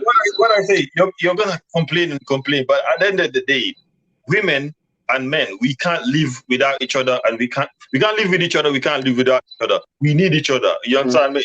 So the one that decides, oh, women are like this, so I'm not gonna. Women are like that. Men are like that. So I'm like, you end up finding yourself in a very, very difficult position, as I have seen some older men as well. So we can't live with them. We can't live without them. So I don't understand what the whole rule. I think, as I said in another channel as well, we have taken a conversation forward and just completely exploded with it. That's why I don't know how to explain. We've taken it. No, I agree. Yeah. And we just took it to another level that is unnecessary. And for me, particularly that conversation, I'm not quite interested in it anymore. These men versus women. Neither. The last channel I was on, and I said this in the comment, and somebody I follow regularly, and they weren't too happy with me with this. I think they timed me out for a little bit. But I said, okay, it's all good. I agree with what you guys are saying. I get it. But where's the solutions? Because I'm a man, and if I got this wrong, men are solution-based. Where's the answers, bro? I don't want to hear about the damn jigsaw you can't put together. How do you put the jigsaw together or leave the jigsaw completely? No, you can't put it together, bro. Like that, I can't deal with. I don't mind complaining, but do you know what? Yeah, if I'm gonna fix anyone's problem, it's gonna be my wife's. I'd rather listen to her complain about the dumb bitches that she works with. Do you know what I mean? Let alone you lot complain about women you will never meet, and then when you see them in life, you flip and shrivel up.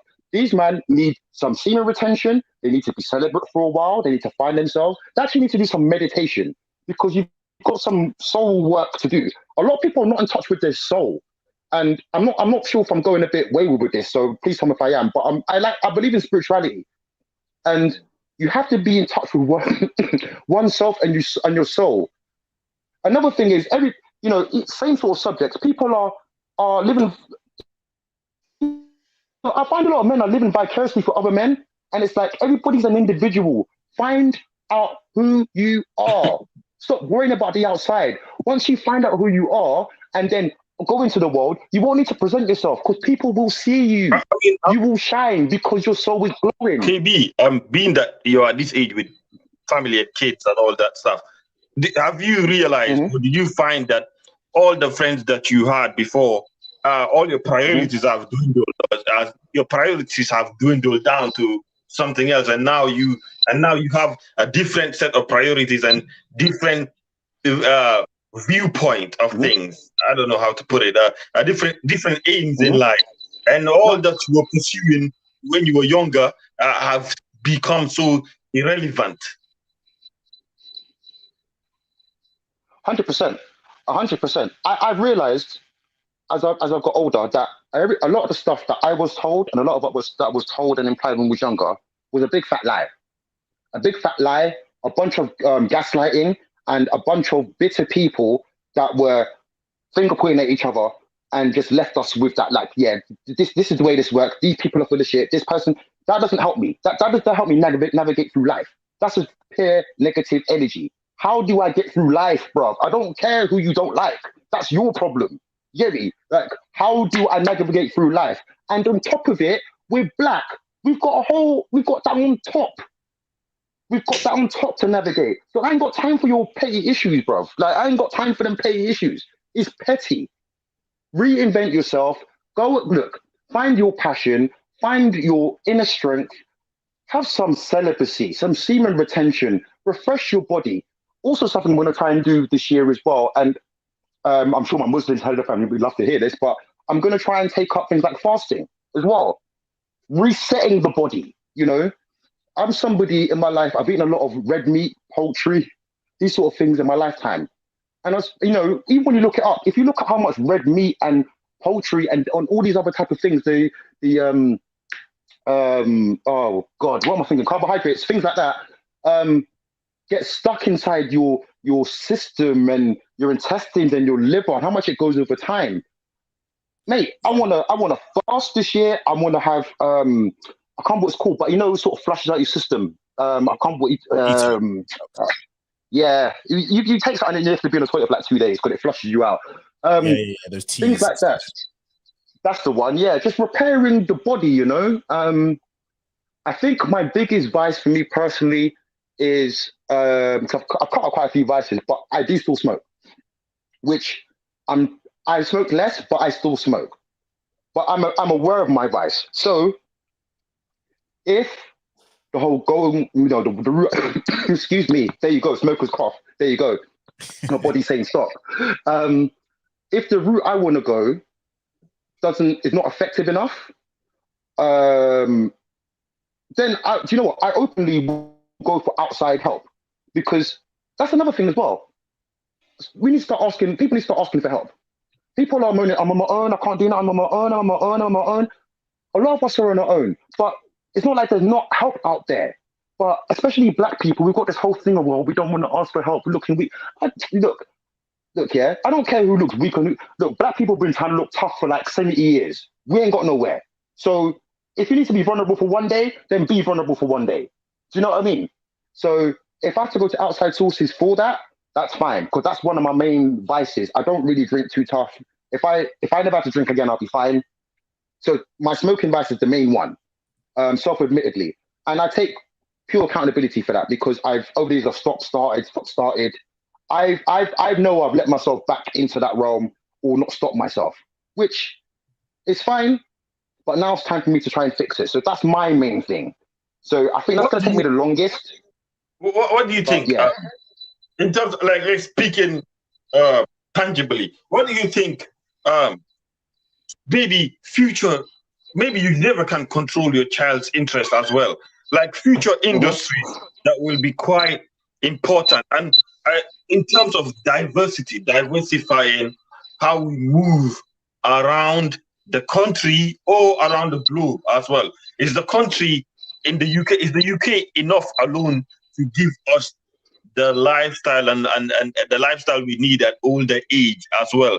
And is it enough for our kids to wriggle around? Is that enough? Is the UK alone enough? Or do we need to perhaps seek elsewhere around the world and diversify, maybe in other parts of the world and continents, and even Africa, if need be as well? Because I see the world becoming ever closer and closer from my viewpoint. No, good question. I think, for me personally, I definitely look. In terms of investing here, in terms of a property, I'm going to. We're already doing that. But to be honest with you, it's more for later value, because even you saying this, to be honest, like you mentioned Africa, my family's from Ghana. The way East Asians, particularly the Chinese, are, and I know it's for their own it's purely for their own selfish purposes. I get it, but there's a lot of investment going into Africa, completely, especially West Africa. And I can't remember the name of this motorway, but in Ghana they've recently built a motorway. If anyone knows like the Ghanaian cities, so the main capital. I had an English guy tell me, "Hey, my friend, I'm colonizing Africa again. What are you gonna do about it?" Yeah, bro. No, because they're investing. He's into real estate and he's what are you gonna do about it? I'm colonizing Africa. What are you gonna do? What are you gonna do? And to be honest with you, he can say that because most of us won't do nothing. So we've got to at least attempt, you know, and infrastructure is coming. There's, and what's that motorway called? But there's been a recent motorway built between the main capital city, Accra, and another city called Kumasi, which are sort of like the two main cities. But one of the main, and a lot of business, money, work residences and living residences are between the two cities. And a lot of people are linked between the two cities. But the problem was traveling between both cities because it's like a 3-4 hour drive, or it used to be, and it was down the really dangerous dirt road.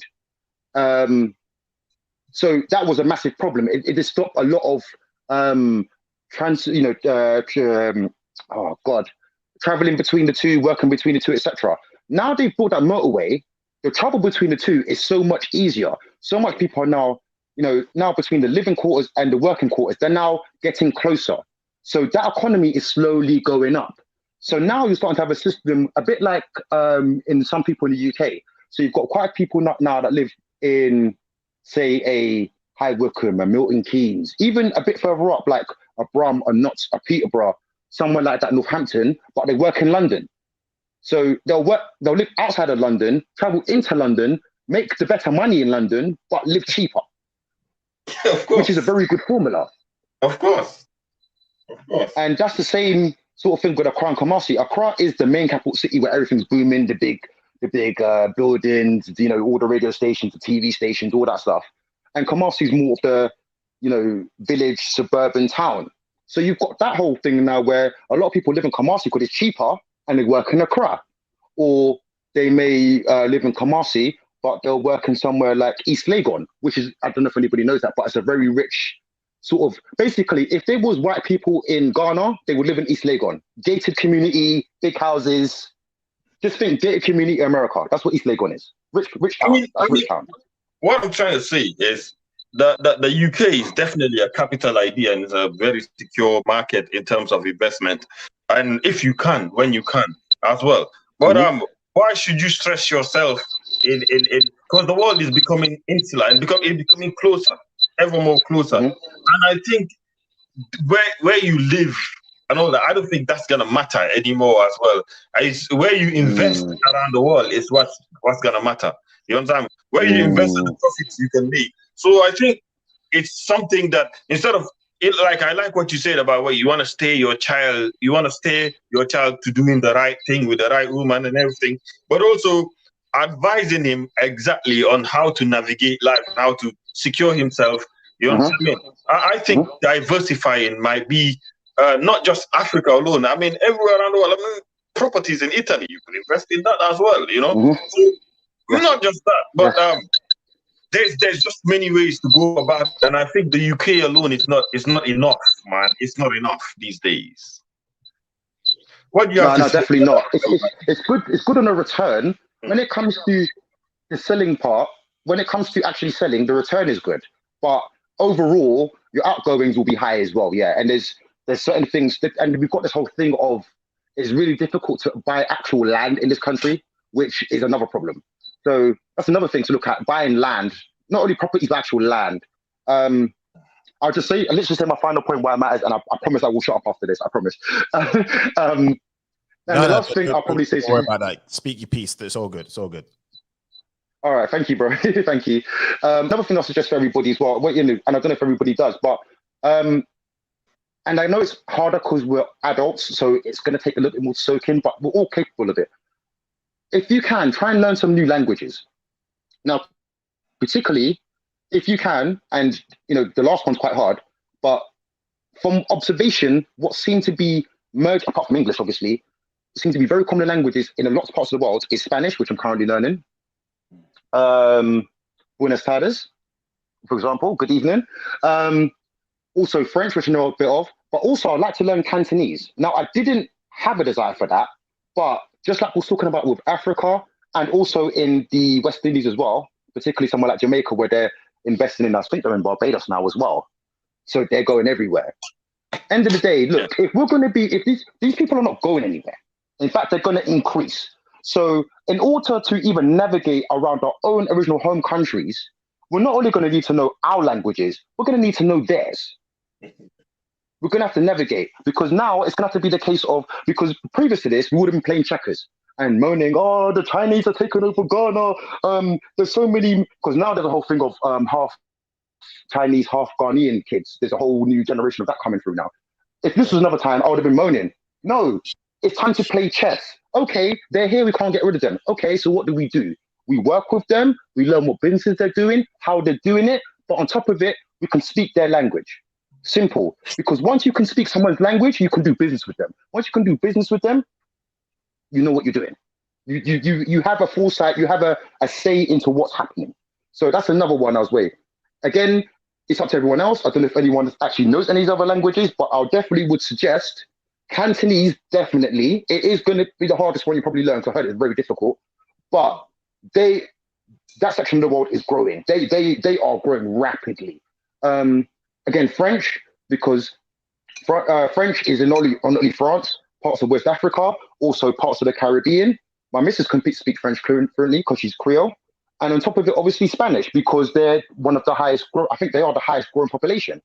So we need to know how to speak not only in Spain, but in, again, Latin countries, or even if you have interactions, say, in North America. Again, there's a big Spanish, Hispanic contingent there.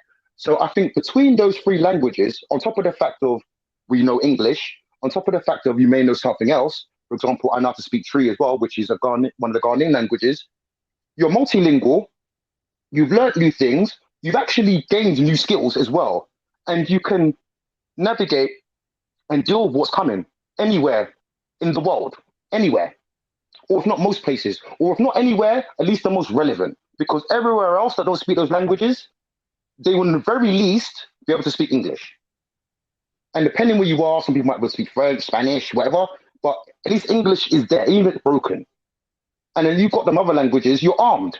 And that's another thing we don't do. We don't arm ourselves. We need to start arming ourselves with stuff, because this is not back in those days when it was illegal for us to read. Do you know? It wasn't back in the day when it was illegal for us to go to the same colleges, schools, and university as the white kids went. Poor education. It's not back in the day. I'm not saying it's perfect, but hey, we got an opportunity here. So let's grab it with both arms. You know what I mean? We're too busy wanting to be liked and how we look and all that. Nah, bro, fuck all that, man. Let's grab what's here. I mean, if you specialize in something as well, like your services could be needed elsewhere, if you use the opportunities you got in this country as well, and you got the right licenses or the right certification as well, the right certification or build the right experience, your services could be required around the world as well. Because as I see in the UK, there's a lot more upgrading that needs to be done, but there's not really building of new industries around the world. There's so much of that going on, and if you want to really make a significant impact as well, you know, you can make it elsewhere. I mean, I'm not saying not to compete in the UK. I mean, you can try, but you know, I've heard many brilliant people that I know what you mean. I mean, I know what you mean. I can pick an easier race to run as well. I know what you mean. I agree with you. I mean, I don't have to do it here. I mean, particularly, the telecommunications industry, and I've heard from many people say, get your experience, get your experience, do what you got to do, get your certifications, and travel around the world and all that stuff. Travel, see what the rest of. I mean, most of the UK is built up. The only thing they have to do now is upgrading the fiber infrastructure in the country as well, and which costs them a lot as well. But there is so much competition in that, and there's so much skill sets in that, and the rest of the world doesn't even have that as well. And you can just see all that is just becoming, it's all just collapsing into one. It's all just collapsing into one. And if you really want to make a significant impact, I think that's something to go forward to. And I'm just speaking for particularly my sister as well, but there's many other fields in life that a lot of expertise and skill sets can be sent outside. Does it make you enough money in returns? It just depends on the type of industry. That's what it is. One of the things I was going to say about that is, especially like we're in a digital age, a lot of skills in terms of IT and things like that are very lucrative. People are looking for a lot more people with skilled in coding and databases, cloud, because obviously cloud databases, AWS, obviously Amazon stuff, Google. If you can get into those industries nowadays, especially we talk about a new modern world, you can go wherever in the world. I'm telling you, I've looked at so many jobs where they pay you good money around the world if you have these kind of skills. Yeah. So it's a case of why it's good to steer your kids around the right direction. As well, it's very good to advise them around the right next, because you probably have seen best. I've not been the one to have somebody to lead me in the right direction. I've had to discover things the hard way, and I've had my share of battles as well. But I've managed to come out victorious somewhat at every end of the battle and all that. I've managed to come out victorious. I think, seeing as we see better, I think it's good not just stating there, but setting ambitions for them just in case. And in fact, if you can teach some of what you know to your kid, teach them, give them a skill set. You know what I mean? Don't just let the school or the university or something do the job. Give them a skill set yourself, something tangible. No, 100%, 100%. Exactly what I'm working on now, because my son has ambitions to be an engineer, which is great. Where's his certificate? He recently got a certificate for his rocket project. So he's even physically doing stuff now, which is great. So anything I know to do with that sort of thing, especially to do with software as well, I would do so as well. And I should do computer-aided design. So things like that as well. Because what I'm even going to do is show him that design bit, because from what I can tell from him, if he's going to go the engineer route, he's going to be very hands-on.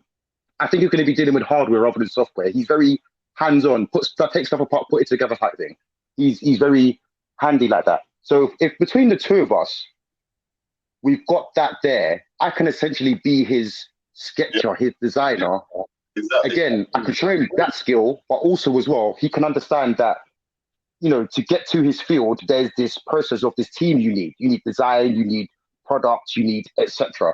So even in terms of what he seems to want to do in life, again, I can also contribute to that as well and actually assist him and show him something new as well. So yeah, no, definitely. And there's definitely other things as well, because there's this, the tiny little life skills I want to teach him. Like I've made sure he can swim, things like he can ride a bike.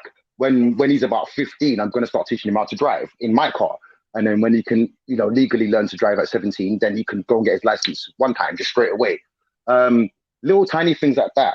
I mean, in the summer, and again, God willing, we're not on lockdown or nothing, I want to take him abseiling, because I did a lot of that when I was younger, especially in Wales. So sort of abseiling, sort of swimming out in the sea type of thing. So things like that I'm going to show him as well.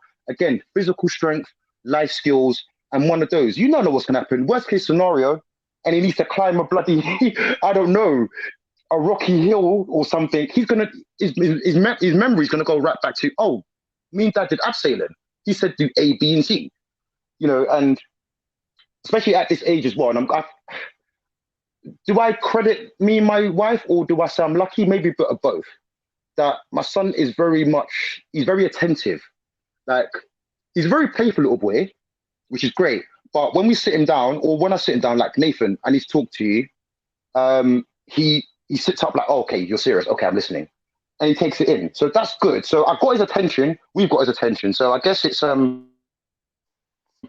this point, it's up to me to guide and essentially lead him. So then he can then go onto the mantle. The next, he can be the next one. He's going to carry my legacy on. But yes, I think I'm done. My headphones are about to die white matters as well. And I think I'll talk to enough. But my bro, thank you for having me up on the panel. Yeah, no, awesome, KB. Thanks for coming on. Appreciate it. Can you hear me? Oh, no problem, bro. No problem, bro. Yeah, I'll pop back in the chat and I'll see you guys soon. Thank you, bro. Have a good one. Cheers, man. All right, John Smith. Welcome to the panel. I don't know how much you've caught of the live stream at all. We've kind of transitioned from, well, we're talking about, future skills, what we need to do, how to play the game. So we've been talking about that. So I don't know if you have any sort of views at all. Yeah, I want to actually caught you there. Do you want to give maybe some advice to the viewers on certain things that could help you in the tech field, or at least a deep secret? Okay. Yeah, because I'm kind of in the development field. So if you want to be in the tech field, right, the big field that I'm seeing, the big transition that I'm seeing right now, that's a personnel I'm also working on, but I don't mind sharing it, is something called progressive web apps. That I see it as a kind of future opportunities. And progressive web app, what essentially is basically having your application linked to your browser, right? And just know that how deep do you guys know tech? I want to know at what level should I be explaining. I understand what you're saying. Oh, good. You're a developer too.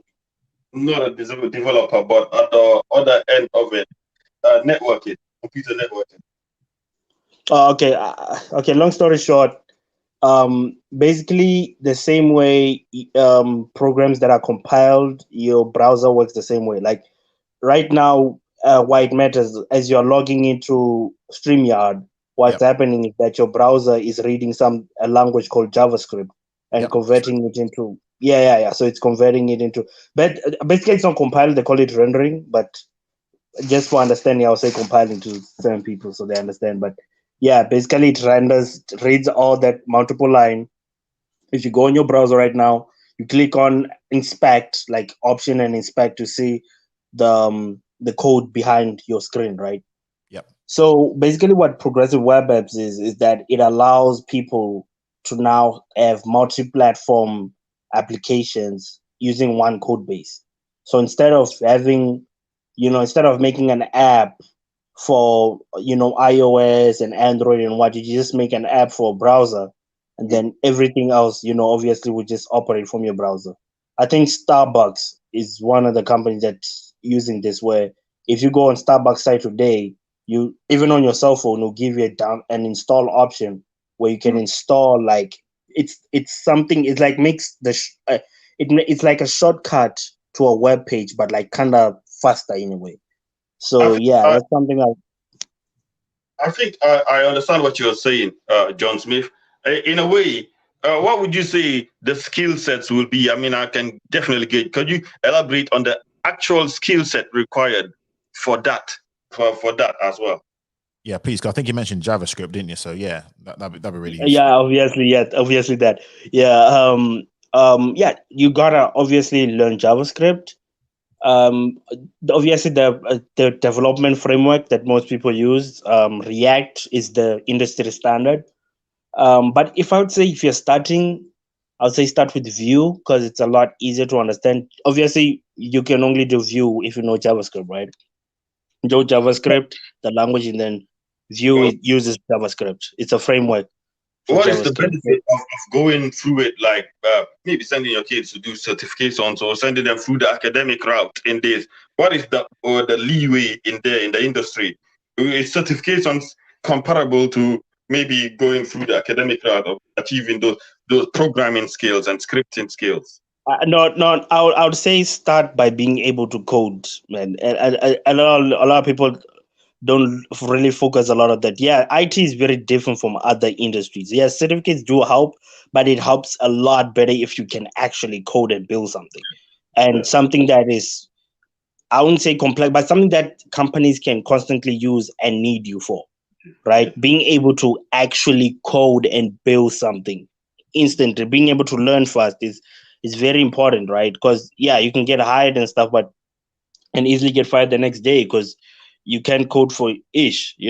I see it so many, like in South Africa, you see so many people who are graduates in IT yet are unemployed, working in retail, and then there'll be another guy like me, right? I obviously I did like electronic engineering, but I'm working as a developer because one, I kind of knew where to go. I networked myself with certain people, and I can code, right? Yeah. Like coding, it does take a certain level of skill, right? And you have to also learn to align yourself with certain groups that are in that industry. This could be people maybe working at a boot camp, for example, or maybe people will also have hackathons. Go to hackathons, meet people, man. It is very like sales is something that you're always going to need in any industry, right? I don't care if you're a coder, you're gonna need marketing skills. You need that. Nobody wants some shy ass, geeky ass guy sitting on a table, scared to talk to nobody, just checking off in his fucking bedroom. Nobody wants those kind of coders, right? Like people want actual sociable people that can actually socialize with Yeah. the environment. But obviously the most imperative is that you know how to do the actual job itself as well, rather than I've found that as well. I said the industry is quite dynamic with IT. I say you can really do two jobs. You can do two jobs working from home these days as well. So you really, if you can find exactly.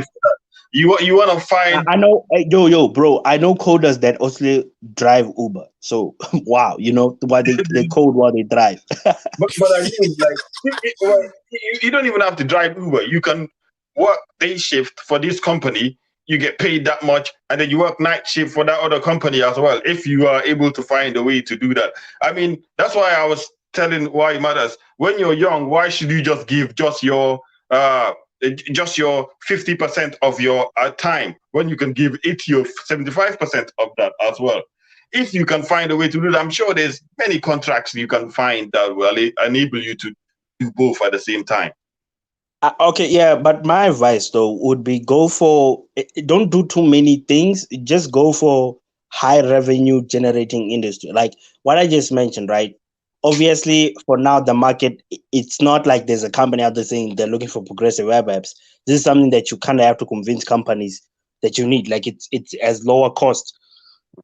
Sorry for that. It's compared to using, Ionic and all this. I'm just saying, like, if you want to build a multi-platform app, right, at a really fast time, you can use PWA. So sometimes that I feel like can help you at least create a market for yourself and actually become a millionaire very fast, right? Because you obviously you focused on your niche and you're very good at it, and people are gonna recommend you. Like IT is this weird thing where people just recommend you, like and easily too, right?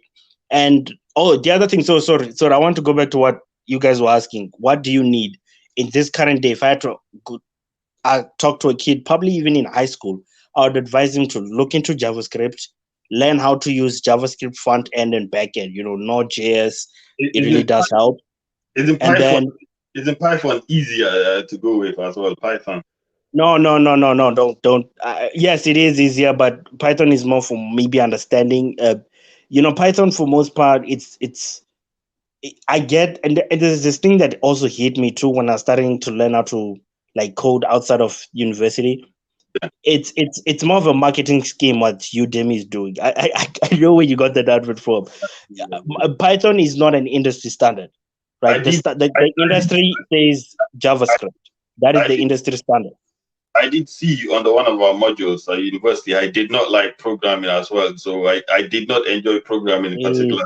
So I went towards the networking route as well, which seems to make it's a bit more logical to me. Programming is just too much, isn't it? Sometimes. See, so you work with embedded circuits, embedded programming. Let me see. I work with network design, routers, switches as well, firewalls, servers, and all that stuff. No, you talk about okay, so in my schooling I did C, I programmed with C, but for hardware, like maybe making an alarm, something, which so I can code microchips, I can code chips, not just which the difference between those two is that embedded programming, it's more programming something and giving it the operating system, whereas programming like with React, JavaScript is programming for an operating system, so yeah, it obviously would need if you had to make the entire system, it would take a lot of code. But out of that, all I'm saying is I want to go back to the topic. JavaScript, learn JavaScript, learn the back end of a JavaScript, front end and back end, with front end with React, back end with Node.js. And then if you want to really get good and be helpful, that's like the basic of things. It's not like you if you really want to make yourself really viable out there, because obviously I'm presuming people listening here don't have experience. I would say also look into Node.js, right? And .NET. So look into .NET framework, which is now open source. It's a Microsoft framework. I see it as becoming an industry standard. As this is specifically for if you're South African, to be honest, the Node.js part. The JavaScript is for worldwide. The JavaScript thing is for worldwide. But .NET framework, what I've noticed, especially in South Africa, is that South Africa uses a lot of Azure cloud services. So obviously .NET will be, it would make a lot more sense with .NET.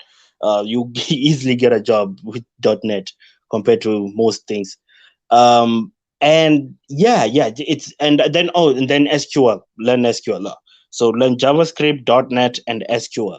If you know these three things, I can guarantee you get it. And I mean, good at it, and actually have certain apps you've made, at least 5 projects you've made, right? Taught yourself to do it easily without having to need YouTube.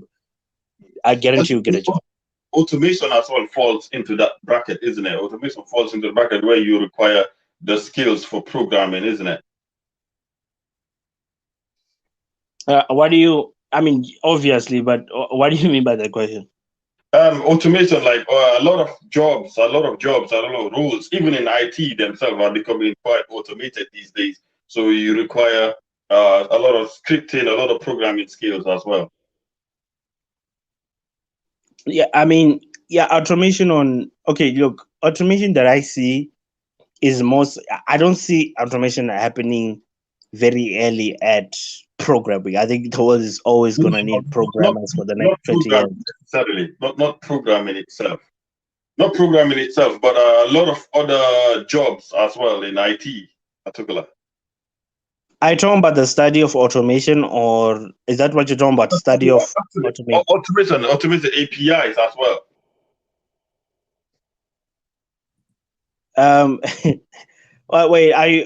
You're mentioning APIs now, which is a subset of programming. Application. No, I'm just saying I'm a little bit. I know you know what you're talking about. I'm just saying, I feel like everything I'm just saying, all those things already just fall into it already. So I'm just saying APIs, REST APIs, all these things. Obviously, when somebody's looking at those languages, those things will just fall in already. So yeah. What do you think, like another industry that might be on the tech world that might be interesting? Another good industry I would advise young students out there is to look into using this framework, 3D design framework called Blender. That's what I was. Look into Blender. Blender. You know Blender. Yeah. Blender. You spell it in either in the chat or the private chat, which way. I don't think I've heard that.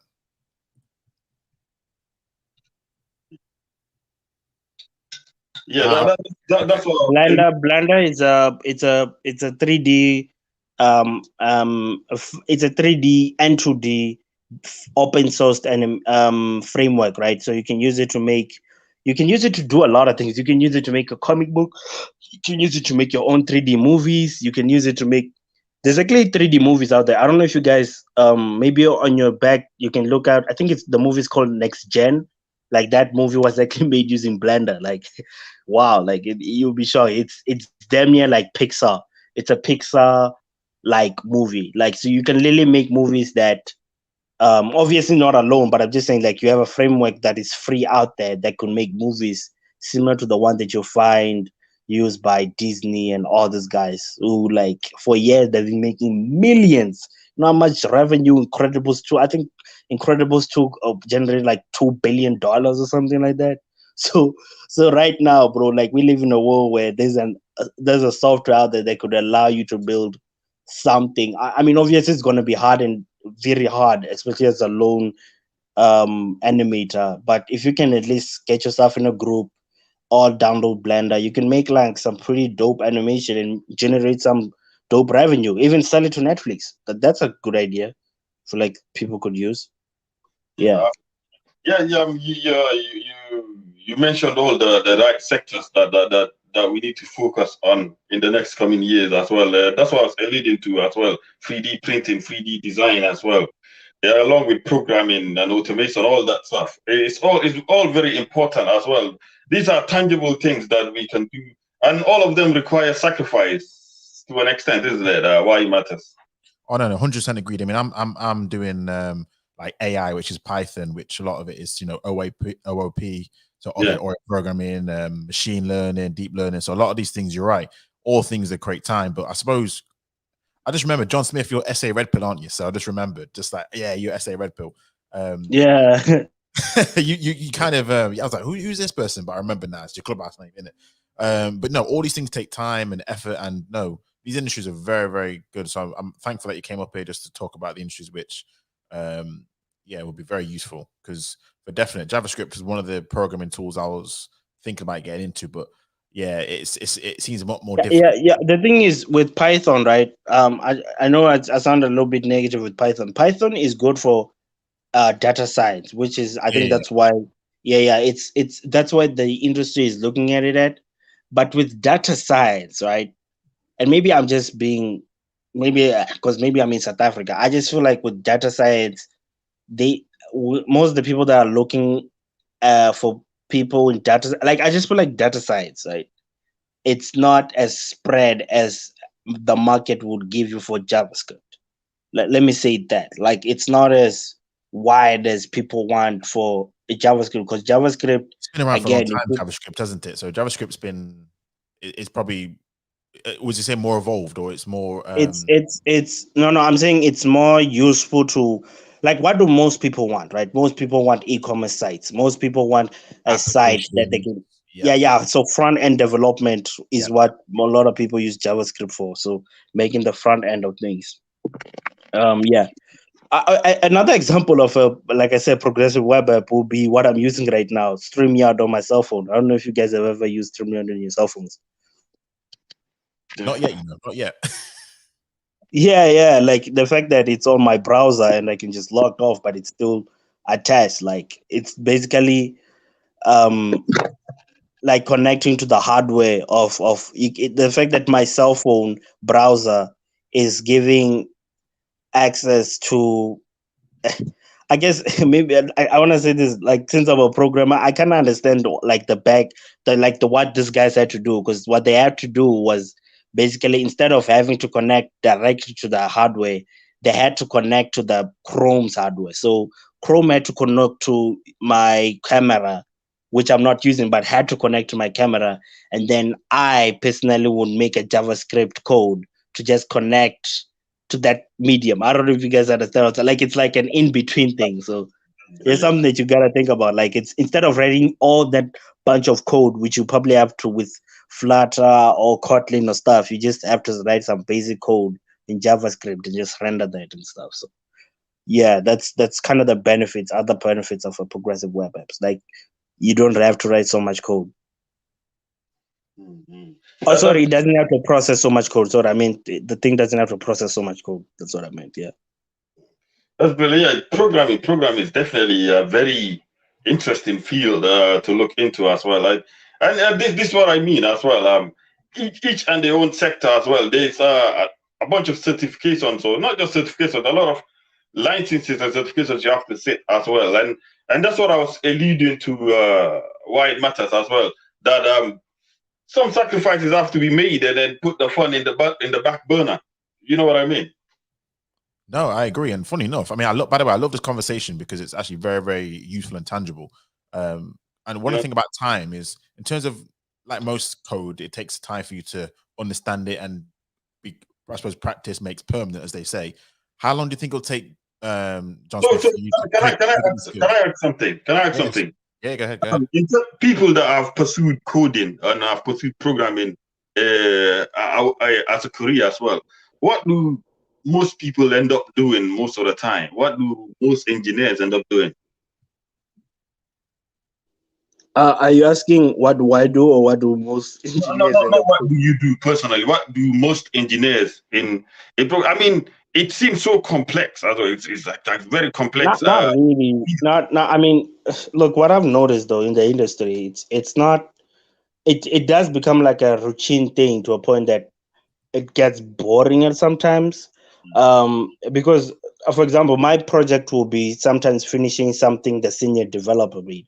So let's say senior developer made a e-commerce app, and I just have to finish the part where at the front page takes in the names and puts them in a certain database, right? So I'll just like fill in what the other guy does. Sometimes it's so as a starter, as a junior, trust me, the things you'll be given, they're not as I mean, the testing, they'll probably test you with complex things, but trust me, they're not gonna be that top tier thing. It's gonna be a lot of maintenance. So you will be of doing other people's code and stuff. Error code checking and all that. Yeah. I want to answer why it matters question. So the best way you can better understand, right, would be to let me tell you what I do, right? What I do as this one is starting is that I'll get multiple crash courses, right? And then and then I'll try to copy like maybe a crash course and then try to see how this guy is coding, right? And then if obviously halfway in the code there's a part where or a function I don't understand, I'll go look for that specific function so I understand how it works. So one of my first jobs I did was making apps using making mobile apps, which is actually harder than web apps, right? It's actually harder, but even has less opportunities sometimes, but pays the most. So I was copying a tutorial, and the guy obviously made a simple app for pressing a button, and then we made like 3 buttons on top and 3 buttons at the bottom. And then first thing I did after watching the tutorial, I looked into how to place a button in a certain place. So I'll learn the basic things first. I don't have to make a complex size. Learn the basic things. How to make a simple button. Okay, fine. How to make a button if I have to put it this way? What if I wanted to take that button and put it there over here? You know what I mean? Just experiment a little bit from that tutorial or what you've learned from that tutorial. Do it multiple times. Just really look at projects that different other projects, and then try coding your own way within those projects. The reason you're doing that is to make sure you understand what that function does. You can never cram coding. You cannot, right? Okay. We all know that you can't cram. Yeah. So I agree. Because even when now, because I like do SQL and things like that. I suppose the best way I've always learned is I always either taking a bit of code, or if I basically practicing, if I understand how to do select statements, understand how to do certain things when it comes to SQL. It's just like, it's the same sort of process in terms of step by step. You piece it all together. You understand, what does this syntax mean? How does that work? And how do you put this together? And how do you piece it all together? But yeah, I think for the audience out there, it's almost like, is it 6 months? Is it 3 months? But it's just always it probably it's hard to. It depends on you, man. That the best answer is it depends on you. Absolutely. If you're I'm looking at JavaScript right now, and it looks like a mix between HTML and CSS. When I was looking at it, it looks quite samey. So I was like, okay, it doesn't look too difficult for me, but that's because I've been exposed to certain things like that. You see. I mean, just start with Java. Look, man, coding, man. Sometimes I feel like as people, there's this thing that it does with us where we really want to build that beautiful app. We really want to build that thing very fast. So, and I know it is addictive, but these things take a step. But like, trust me, once you do it step by step, you start realizing how easier it is your way. Like you start realizing that thing that I thought was so hard is really, really easy to do, right? And there are actually complex things out there which you're not doing. So, yeah. May I ask, like, it might tie into the discussion, as upon deciding what you wanted to do for you guys as well, what was the motivation behind choosing to follow the programming route? Is it passion? Was there a passion you had behind it or something? Because why it matters, it seems like you're quite opinionated about many things as well, and sociology and politics and a lot of things. But it's very, very interesting that you chose to go the coding route. I would like to know, and Miss John Smith as well. funny enough, that's a very good question. And I actually posted something on my community page to answer your question. Financial motivation. I'm not gonna lie to you. It's very, very difficult in life to combine your passion with earning a lot of finance or earning enough to make sure you can put, food on the table. So for sure, it was a kind of I didn't know what I wanted to do and what I sort of fell into it, and this made sense. And then it's like, this was something which, financially is going to be very good for me. So that's what I wanted to, that's what I went into. So a lot of time is sometimes what interests me, but then financially that has to play a big part. So I'm not gonna lie, finances play a big part. Yeah, all right. And that's a very pragmatic decision and point to come to as well. And some people I don't want to put down anybody's degree or his qualifications. I'm not gonna do that or something like that. But this is what I was gonna say. There's a lot of broke philosophers out there. That's what I was gonna say. There's a lot of broke philosophers out there, so or poets or artists. There's a lot of broke people out there like that. So that's why I did the pragmatic thing. Go on, Madra. Should I say your name the proper way or the way? Madra. Cheers, man. Yeah, I know that. I know the character. No, I was just saying that. Your question, right? I would say. I mean, I've always been a fan of technology, so there's that part. But I wouldn't say coding is good and stuff. But I'll say it's similar to what Mr. White Matters was saying. There is a little bit of financial gains that I do want to get from my coding skills. Like I want to get specific good coding skills and put myself in a certain level, right? Like so that I don't have to. I don't want to be a coder forever, man. I really don't. I don't think I actually want to work forever for most times. I want to have a steady income or at least a steady way in which I can have revenue generating coming into my account. So yeah, me trying to get finance, I think plays a big part. But I'm a big fan of technology personally. I'm a big fan of technology. I mean, to a certain extent, you have to be interested in what you're doing. Otherwise, you just kill over as well. There's a certain interest as well. But it's like that trade-off you have to do between what you're passionate about and what you're really good at. You know what I mean? Yeah. I mean, look, the thing is, we live in a capitalistic world which says you serve me so that I give you things. Like you have to build something for the world. I think there's that what's that guy's name? The hedge for that rich hedge fund manager, the one in the US. Warren Buffett. No, not Warren. He's not Warren. He's Bridgewater, the one who owns that hedge fund, Bridgewater. But Bridgewater something. Maybe you look it up on the chat. He said something about how money doesn't necessarily show how much money you make, but how much you've contributed to the world. You know what I mean? Like money just shows you. Like Elon Musk's wealth is his contribution to the world. That's why he's that much of a billionaire. And if I had to actually give advice on the best business book out there, I'll say y'all should look up 0 to 1 by Peter Thiel. It's even Elon Musk recommended it. It's like the best. It really gives you like factual. I think it's the best business book for all time. Like it's gotten a lot of award too. So, what's the name of it? Okay. I was actually about to write it on the back chat. Maybe Okay. Yeah, it's interesting as well. I mean, when I was going through myself, I was like, you know what? Sometimes you need a skill set to have as well. But to a certain extent, I've been doing IT for a while, but I'd skipped the programming route and I didn't want to do that. I wanted to work with actual hard devices themselves, interconnecting wide area networks, local area networks as well. Like that was what my interest was, and it's quite logical as well. It's very simple to understand. Programming just seemed to be I was not interested in it as well. But yes, there is I could have pursued a degree in art and philosophy and politics and all that stuff. I say I don't know about that, man, but you need to have something that you can do with your hands, isn't it? Yeah. Hey, Madra, are you Nigerian? Do you happen to be Nigerian? No, I'm not Nigerian. I'm from the Gambia, Senegal region. Oh, okay. No, because I know Nigerians are very strict with education, so Oh, Nigerians. I met them Nigerians. I have met Nigerians that have pushed on far ahead in pursuing more into the degree and all that stuff.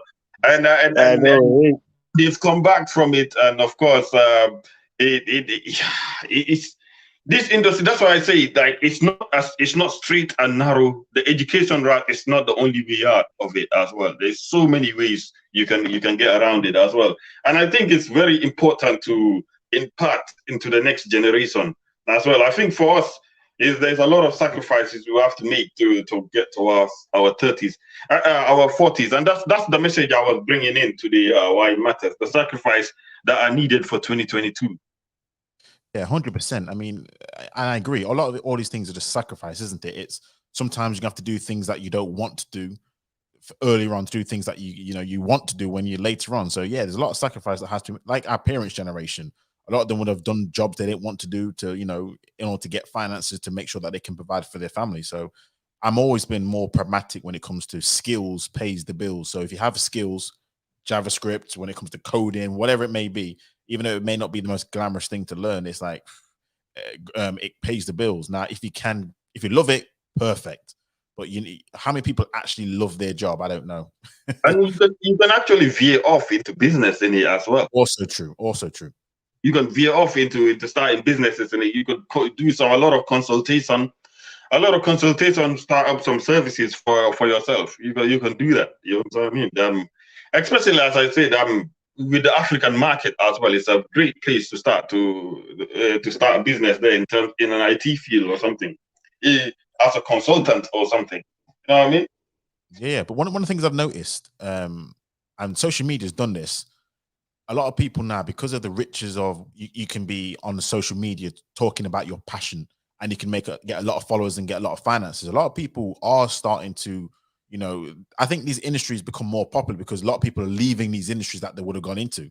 So it's interesting, isn't it, how there's a massive space for a lot of these things because people have decided to quit their jobs because they want to pursue their passions. Yes. So it's a double-edged sword where a lot of social media has created an environment where people are exploring their passions, but at the same token, it's just like the workforce is needing a lot of people to fill in these jobs. So yeah, it's one of those things. When do you really have time to explore your passions in this UK itself? Really, when do you have to do that? Well, I mean, I was talking about how people on 8-hour live streams exploring their passions, arguing back and forth. So some people find the time to explore their passions, talking about women all the time. So I don't know. You've been paying attention to that. I always, like, you guys are talking about YouTube, man. I'm talking about like on Clubhouse. At times I do wonder, like, when people make all these topics, like, are these people actually employed? I mean, sometimes I'm like, are they employed and also doing this thing, or is it like a side thing? Like, I wonder too, bro. That's what I think. I swear, Dan. I don't go to Clubhouse, and I don't think I want to. From what I've heard from it, but people on there for like 8+ hours, and I'm like, you can't have a job. They can't be employed. So I don't know, unless they're working from home or they're self-employed. I don't know. Yeah, KB, that's the guy I'm talking about on the chat. Maybe you can, he's the one that said that. Perhaps working from home itself as well. Perhaps working, or you can give them the benefit of the doubt as well. I think to an extent we must not judge too quickly and allow them leeway, anybody to do what they want to do as well and pursue what they want if it gives them some form of fulfillment and they feel they're contributing in some sort of way. That's good for them as well. But at the end of the day, reality will hit us all both, and when the time comes to get yourself set up and get moving, then you will, and you put your priorities in order, isn't it? Why it matters. No, agreed. And you're right there. It's never again trying to dissuade someone from pursuing their passion, but you're right. Do you know, older people, it's like, even though as young people we don't hear it from our elders, like, we know what's best for you, but sometimes when you get to a certain age, like, well, the reason why they said that is because the time you've wasted trying to pursue certain things, it could have been spent laying the groundwork for things which you're going to benefit from later in life. And it's only until you hit the older age, like, oh, if only I knew about this 5-10 years ago. I'm like this now. If only I knew about this 5-10 years ago, I would have been on it. So yeah, time time is precious. But again, I suppose life is that it's your greatest ever lesson to learn, but that takes time as well. So that's unfortunate, but it is what it is. For me particularly, I think I've had the right epiphanies happen at the right time. I would have preferred to know some of these things before, earlier as well, because I could have probably went towards a different trajectory. But it's not. I'm in the right bracket as well, and then, like I say, I'm at the peak of my age as well, and I think I have to give all that I can as well. Do at least 85% of my energy as well, so that I can rest when I'm in my 40s. For God's sakes. When I'm in my 40s, I can start looking down and say, you know what, I given 10% in IT and all that stuff. I just want to rest and eat some mangoes in Africa and all that stuff. Yeah, I actually did electronic engineering, which consists of telecommunications. So just something I just wanted to say out there. Like, did you, when you're on your studies, did you ever have to learn about like frequency waves and modulation and how signals are modulated and stuff? I'm just wondering. No, not necessarily. We are more focused on configuration, Cisco switches, Cisco routers, and all that stuff, like Cisco kind of stuff. Also, you're more focused on deploying the white man's technology instead of making your own. Yeah, exactly. Deployment. I was gonna say that's a nice one. That's an interesting. I'm kidding. But that's what it is. Like that, and it generally no. Like it's not an easy thing. I just because for most times, right? And that's just the reality. You rarely create. You see people saying, "I just discovered 7th G."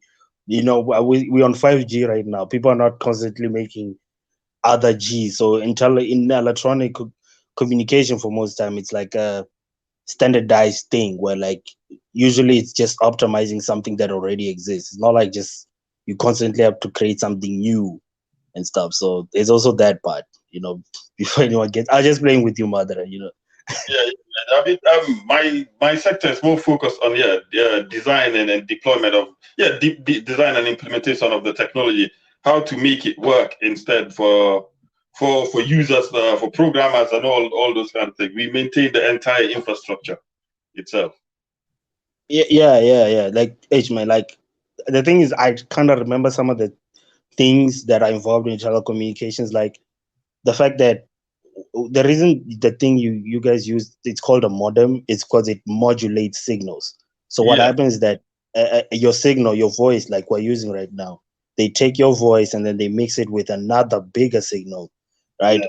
When you use radio, there's a reason they call it AM and FM, amplitude modulated signal, which means they'll add the signal to the amplitude of a signal, and then FM, they'll add the signal to the frequency of a signal. You don't have to understand what that means, but just know that is the difference. That is going too deep into the actual electronics of the device itself. I used to get those as a test, bro. Like those were my tests, man. For us, we meet clients and we decide what do you want to do, what kind of network do you want, what kind of services do you want, how do you want it connected, what subnets, what IPs do you want, that kind of stuff. I got a question, John Smith. I suppose with everything else, the future of Africa, we talk about this a lot, and it's obviously getting built up. Are these skills going to be these skills to learn if you wanted to go to Africa? Are these the ones even in demand, or will anything else need to, for example, stereotypically, we're thinking the West is more further advanced in certain things. So will any skills we need to do to get, if you understand what I'm saying, or is JavaScript still needed for the future, or is that going to be, I don't know, replaced by something else in the near future, if that makes any sense?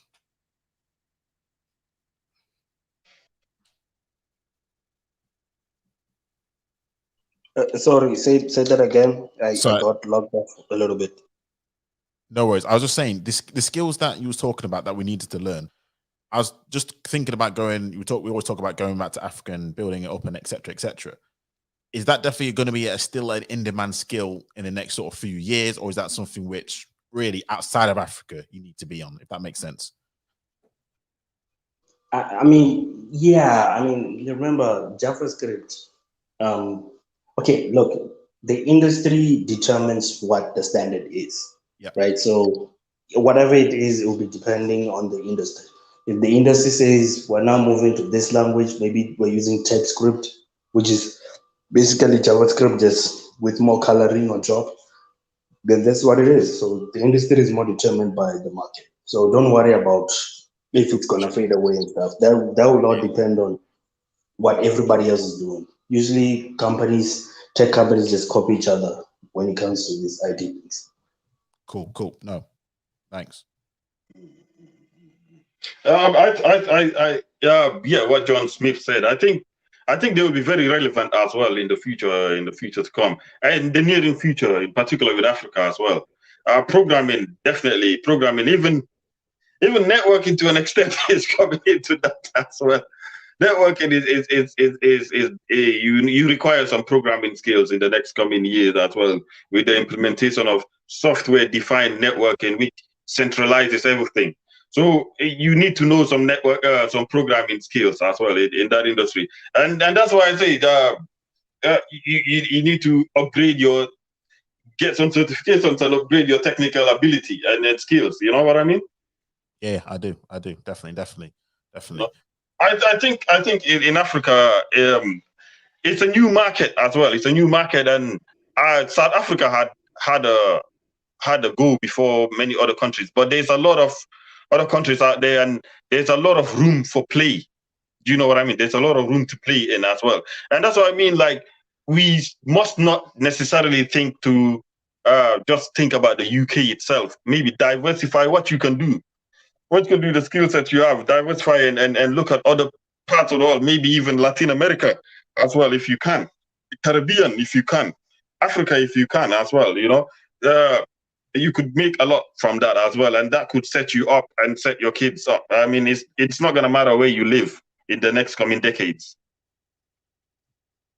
Hey, man, I hope so too, right? But like, I think certain countries in Africa is where, my thing with Africa, right? And I don't want to be too negative, maybe, and let's take South Africa out of it, because, you know, white people live here, so a lot of things can just happen, you know. But I feel like a lot of African countries, they're really faith-based countries. Like a lot of our people, right? And again, I don't want to be too negative. I just like to be honest about things. A lot of our people are very faith-based when it comes to making policies, right? It's more of I have an ego, so I'll do this because I believe in my ego, not because the data or the stats. So, no, I just want to make sure that whenever you go to any African country, just make sure it's not a country that is run by faith, but more by stats and stuff, like Botswana or I would even say Rwanda, right? Like most of the things they do, they can back it up, right? If they say they're not signing a deal with the US, they kind of know what they're doing, and they know that they can make a deal with that country. Don't just go to a country out of passion or because you love it, because you never know. So that's what I want to say. What do you have to say about why it matters? What do you have to say about that? In terms of diversifying places to play the game. I definitely agree with it, because the world is global, and at the end of the day, you're right. It's not you can work from anywhere, and even when it comes to investing in land, when it comes to anything, you are right. That is the new normal. So the new normal is not about being fixed in your one location. It's about being global. So I don't disagree at all. I think that is the way around it. I think it will take a lot of adapting. Don't get me wrong. I know people who are like consultants who used to go all the way around with their company, and their company will go all over the place around the world, and it takes a lot of adapting. So I would say it depends on the person as well. So if it's a case of working remotely at home, but you're working for a team in, I don't know, South Africa, okay, that's one thing. But there's another thing where you actually are traveling across the globe. That's very, very, very tough if you're like I don't know, have a family, for example. But no, it definitely seems to be the future for sure. Does IT really equalize the game for everybody? Do you guys think? In terms of, does it equalize opportunities for upward mobility in the world? Does it for everybody? I mean, when I say everybody, I mean a couple of decades ago, there's only a certain type of people, sectors and industries that you can go. But now IT, some people say it does. People are able to climb up in the social ladder and become middle class because of that. But for Africa, potentially, as to what he said, is it something that could equalize our opportunities for Africans and Black people? Is it really an equalizer, or is there some form of nepotism around it somehow? No, good question. I do think so, and everything that's around it. I mean, we briefly talked about cryptocurrency and NFTs and things like that. So to be fair, I would say yes. Time will tell, but I think that whole IT digital space, for sure, I do think it is it's the next come up. It's what every especially newer countries that are modernizing. That's exactly what they're gonna base the whole economy over. A lot of these, I mean, we'll see how it works, but a lot of these new fandangled digital currencies and IT and web app and developments, I do not see why not. So, and I believe so. Yes, obviously time will tell, but yeah, it's a next logical step. Yeah, the competition will become very globalized, and obviously, I'm quite aware there's certain groups that are far ahead already as well than other people. Do you think that African countries or other developing countries may have to employ some form of protectionism for their own citizens to be the ones that actually be developers in their countries? Well, interesting that one, because I remember watching, I was doing some research on Rwanda and how Rwanda went from under Paul Kagame, I can't remember his name. How what they did is that they didn't employ their own people. Thank you. They didn't employ their own people to begin with. Wow. Because they wanted the best person for the job. However, they made sure they trained their own people.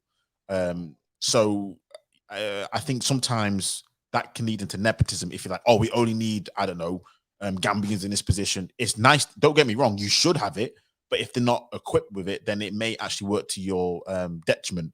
So I think in a global market, you're probably going to need the best, but you should definitely seek to train your people to be the best. Yeah.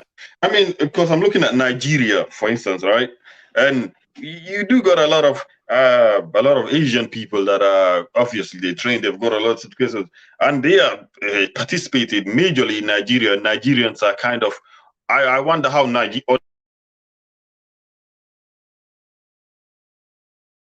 will compete with them. You just cut out. Sorry. You just cut out. Sorry. When I say Asians, I mean South Asians as well. You know what I mean?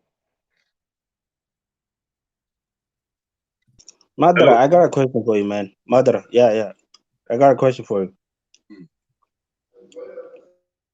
Go on.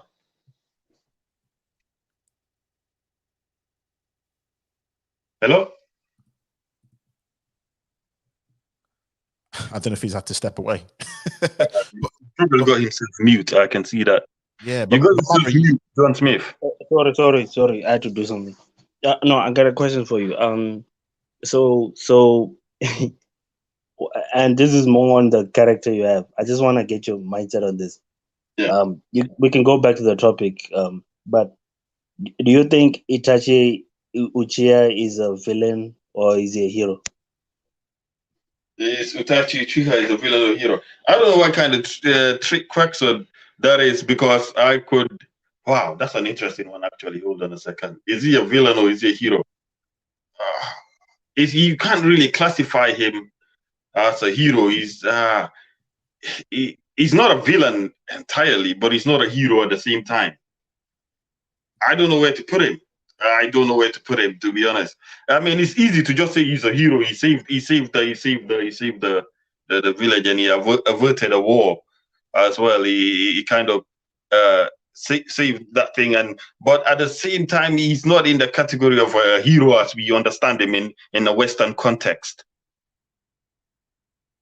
He's not a hero in the Western context, but he's okay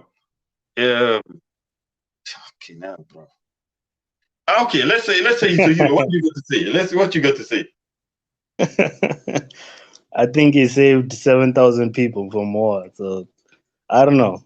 It's like yeah, it's that question. I don't know. I don't know. I think I, it's a hero for most part. I, He saved a lot more.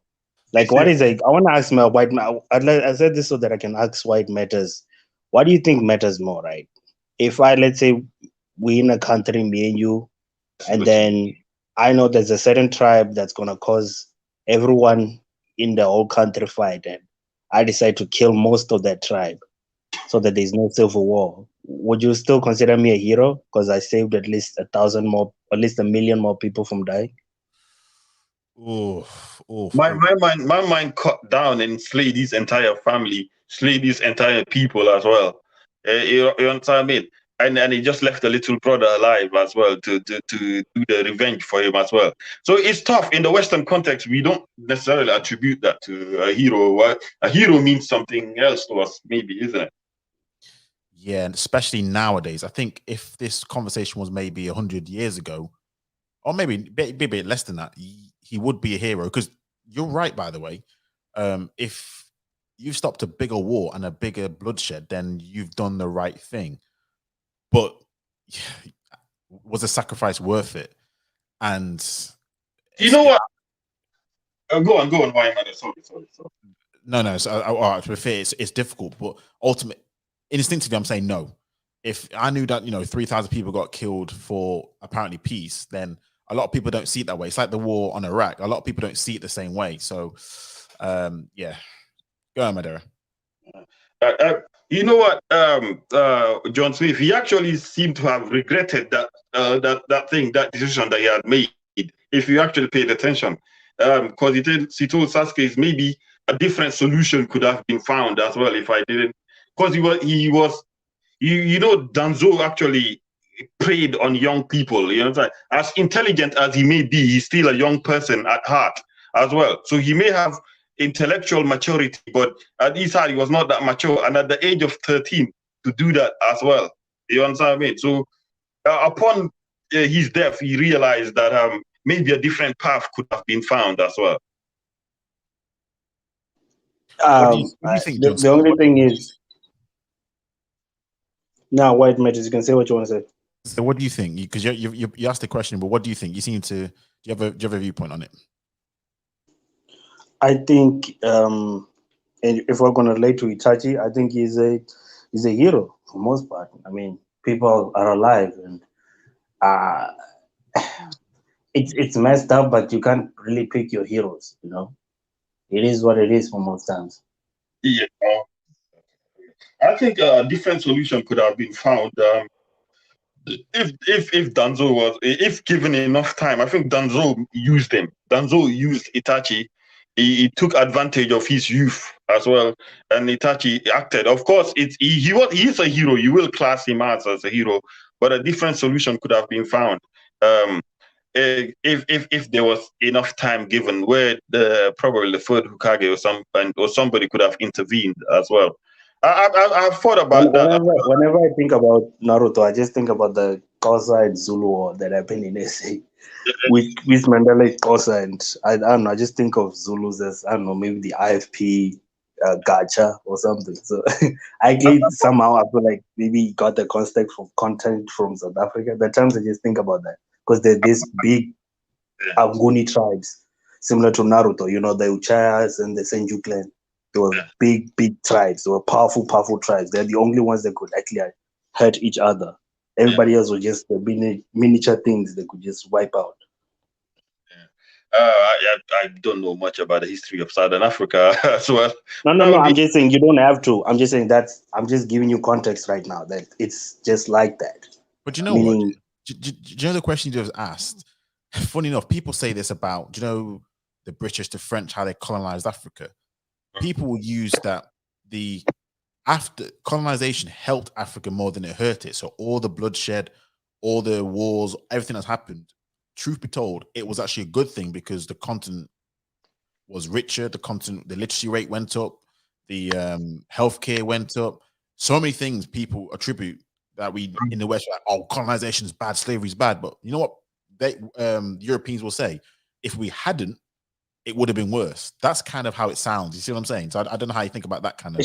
I don't. Yeah, I get. I maybe, but then I don't know. And again, right, and not on some slavery thing, right? The thing about me is that what I've noticed with Africans is that because we never invented our own urbanization, it was introduced to us. Yeah. I feel like it did act as more as a disturbance, right? Because now you have all these people that spent all these years being slaves, but they never learned how to be free. You know, I mean, they're free, but people just think freedom is this thing that it's inherent, that you know how to use it. But no, a lot of people don't know how to use freedom.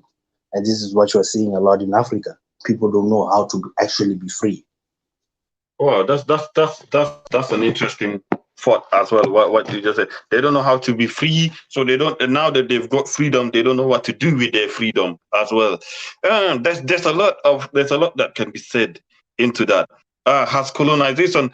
Why it matters? I want to mention something. And this is not me just wanting to hug your whole entire lives and all that stuff. Another conversation that would be good to have is the struggle of finding spouses in the UK for black folks as well, because we're very scarce. Do you understand what I'm insinuating? Yeah, 100%. You're right. We're small, and also we seem to not be have our spaces. Yeah. We seem to be scarce. Yeah. I mean, this is why I've got the space here as well. But yeah. I do know what you're saying. You know, because especially if you live in the countryside. Give me 1 minute, guys. 1 minute. I'm just going to mention that, especially if you live in the countryside. But you either get assimilated. I think somebody mentioned it. They say in the UK, for what ends up with black people, you either go back home in Africa and settle down, or you end up assimilating into the society, or you don't end up reproducing. So that is fucking worrying.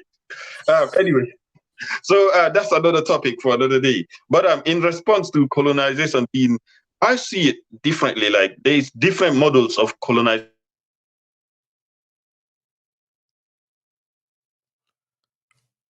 Oh, you've gone silent. I don't know if you're cutting out. You've gone silent.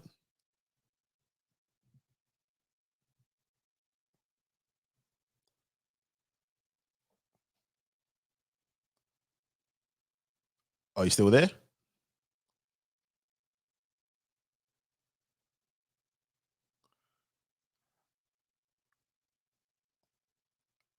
Let me know in the chat whether it's just me, but I can't hear Madora speaking, so it could just be me, but I don't think so.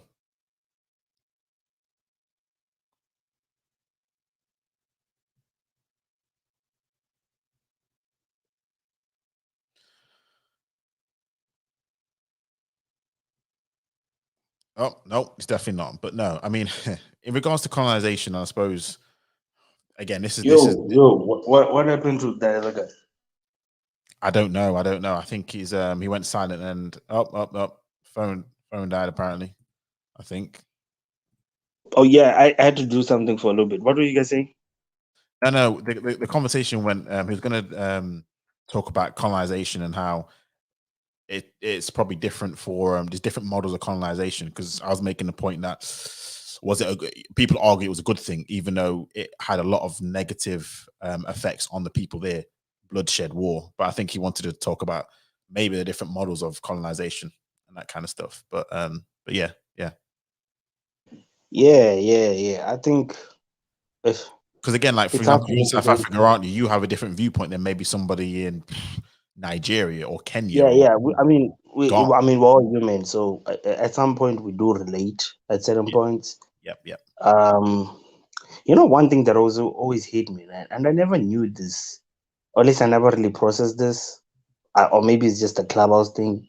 Whenever I mention that I'm South African, people always lead to the xenophobic attack part, like, oh, why South Africa is xenophobic? And then, so this is my thing, right? And I don't know if you know Kwesi. There's a guy called Kwesi. I don't know if he's ever been on your... Has he been on your panel? Don't Kwesi, think do you know that is? Don't recall. I think he's been on Mr. Uganda, and they clarified it. He's a Ghanaian himself, and he actually understands the dynamic of South Africa. So what happened is that even he explained the fact that South Africa is so diverse that there are multiple tribes in SA. right? And sometimes I do realize that me being vendor, I'm a vendor South African, my representation will always be like me calling myself South African. It kind of uh, hurts me because other tribes doing bad things hinders my name, right? Because on my side, I've never. I mean, I hear about xenophobic. There's no xenophobic attacks on my side, right? Yeah. Even the guy Kwesi, who's been in South Africa, was implying like, no, this tribe, vendors and zongas, usually they're the ones that are dominant. They don't react like this. It's a certain. I'm not gonna mention them, but it's a certain other tribe that does this a lot, right? So now I'm just saying like this thing where like sometimes I feel like when as Africans, this is what I'm kind of leading to. When you collectivify us, sometimes that comes on our detriment because collectivifying things makes us makes us feel like we're part of the dysfunction. Because now, let's say on Clubhouse, you see a bunch of Somalis bashing African Americans saying, we're selling niggers, we're selling niggers. I've literally seen a panel doing that. And then an African American will say, and this is why I don't like Africans, blah, blah, blah, blah, blah, blah, blah, blah. Right? Because in his mind, this is Africans doing it. He sees it as this is the collective of Africans doing it. Yeah, So I also wanted to think about that part. Yeah. I agree. And funny enough, we all do that about anything. It's like if a white person says something, oh, white people like this, and I agree. If a black person says, oh, you black people, it's like, well done, you're right. There are differences. Even though we are similar in certain things, you're right. You're right. Just because one tribe or one person from that country does something, don't label us all as that. I fully hear you. So yeah, it's sometimes better not to say I'm South African. It might be better to say I'm from this tribe, but they still say, "Oh, you South Yeah. African." I Oh, you actually, still South exactly. I African. changed my PTR. I changed my bio on Clubhouse to I'm a vendor tribe South African. I had to do that. I realized how much because I never really thought about the fact that my image will always be defined by the other tribes doing that thing. Like I never really thought about that. Like when people look at South Africa because I'm black, they see me like they see the others. So it's better at least I try to make sure that there's some distinctions there, right? And I'm not saying maybe there are no vendors that do crime or maybe attack some other foreigners, but it's so rare that like most of my people that work on my place are Zimbabweans. Most of my friends are foreign Zimbabweans. I don't see Nigerians here. I don't see Somalis where I live. They don't none of those Somalis and stuff. They're usually in Johannesburg or Cape Town. Which is the central hub. It makes sense why they're there, right? But yeah, so there's even that element where people would just say, "Oh, this happened to me when I was in Cape Town," so that means South Africans, even the ones in Limpopo, are doing it. But So I suppose I suppose my question would be: would they know what tribe has done bad to them? I mean, I'm assuming they wouldn't have asked what tribe are you from before they started, being killed. I'm assuming that they don't have that conversation or something like that, would they? yeah, you're right. You're right. I So mean, unfortunately, they don't look, really know, so they just see you're the same. Unfortunately, innit? yeah. There's even this guy called Josie Gold. He's also South African. They kind of expanded more on that, on the fact that proximity does play a part, which kind of favors what I'm saying.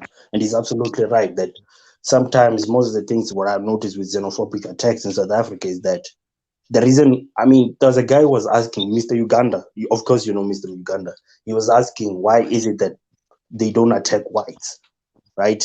And then the guy called Josie, and he was correct about this, talking about the fact that there is proximity, right? Proximity plays a big part. A lot of Europeans, when they come to South Africa, they don't move into poor black neighborhoods, which is what Asians, Somalis, and all these other tribes do for most times, because of their situation, right? Most white people moving into South Africa, right?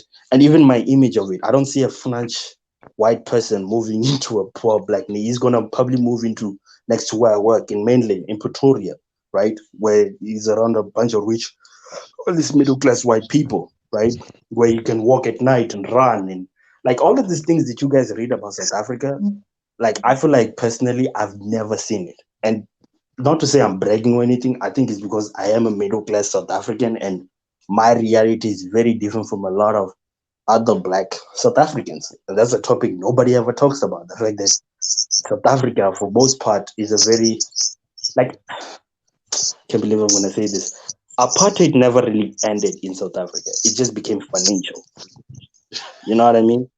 Like it didn't. Like it, and this is something that I've only realized after the Mr. Uganda stream, right? Because I'll look into the fact that when the black people attacked a white-owned company, or at least a white mine, which happened in 2012, Trevor Noah actually made a joke about this, the Marikana attack.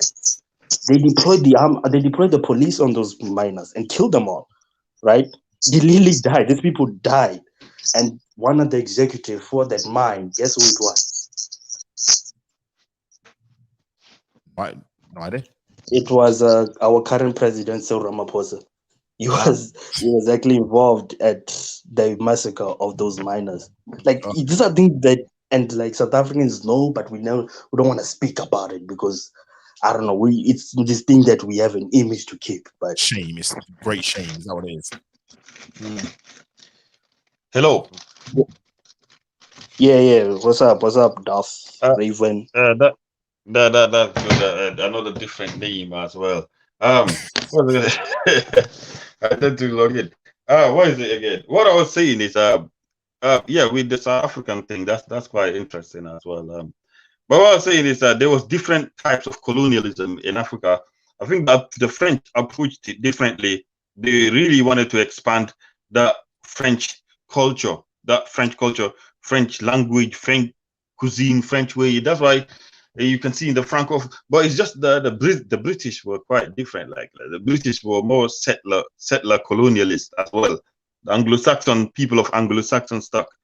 And that's why when people say that white people are all over the world, they're widespread, but it's actually the Anglo-Saxon stock of white people that are really widespread all across the world. If you talk about America, Canada, and Australia as well. So when you see those situations, in which somehow the indigenous people over there somehow dwindle down in population size. My trajectory for what I see, yes, there was development, there was infrastructure development, and the society had developed to a certain extent. But for who and what kind of hierarchy was it as well? And looking at the examples that happened in Canada and Australia and all that, I feared for what would have happened in Southern Africa. I think over time, if the World War hadn't happened, there was signs of it in Namibia. There was a lot of genocidal tendencies that were happening. The Herero tribe in Kenya, there was a lot of marginalization and push down towards the I think the Mau Mau people as well. So there's a lot of genocidal tendencies that were going on, and I think if colonialism hadn't ended, our generation would probably be in a whole upheaval of struggle for existence. Do you know what I mean?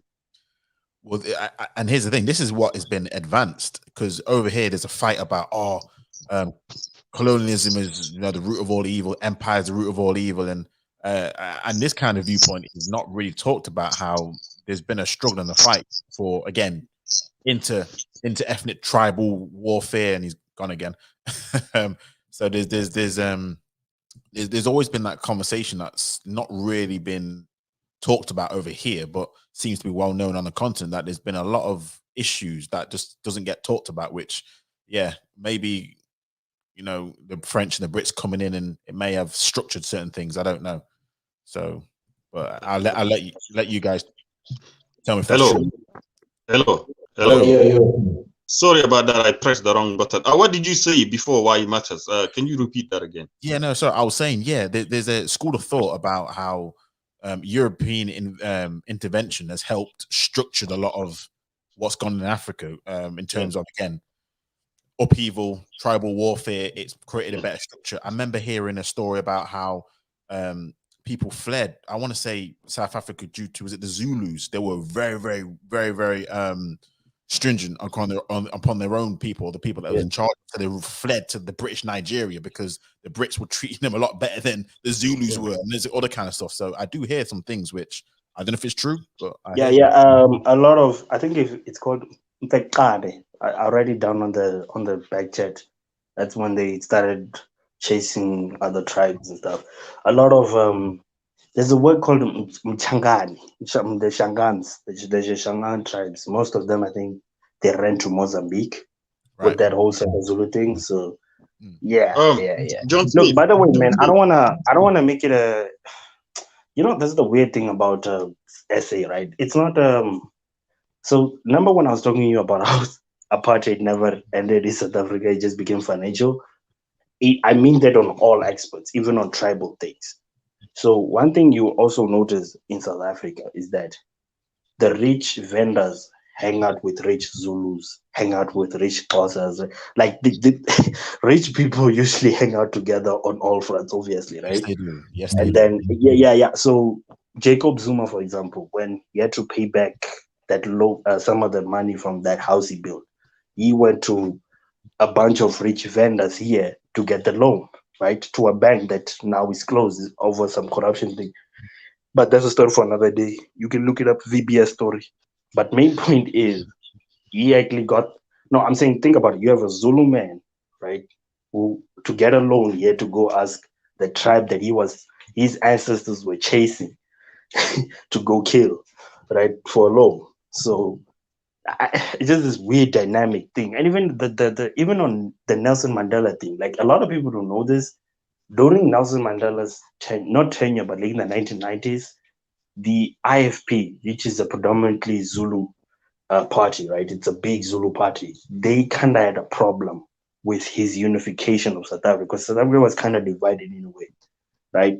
So, and also the fact that he's a Xhosa. So, Nelson Mandela is a Xhosa. He's a Xhosa man, right? So they actually had a big problem with, being Zulu and being ruled by a Xhosa man. So they actually had like a lot of wars with ANC members in KwaZulu Natal. There was actually a civil war that happened that time. So what you're saying, and what I want to clarify here is that you had Zulus killing other Zulus that were supporting Nelson Mandela. You know what I mean? Like it's this weird thing that sometimes you can't really tribalize it, and it's more of a human action thing. You know what I mean? So I just want to make sure for any viewers watching here, like if case you people think like, oh, Zulus are evil and stuff. Nah, not really. Sometimes it's very complicated. No, it's Because there will individuals. be It's Zulus that get killed for even protecting other foreigners. no, Right? yeah, So yeah, yeah. yeah. Some There's a people do lot. bad. Some people do good in every single tribe and ethnicity. You know what I I mean? mean, I do entertain the idea. There's a lot of nuances into these cases as well. It's not all just black and white for every situation. You know what I mean? But I want to ask you, John Smith, what do you think would have happened to South Africa if colonialism, or apartheid had happened? What would have become of South Africans? What do you think the trajectory? Give me 3 examples of what could have happened.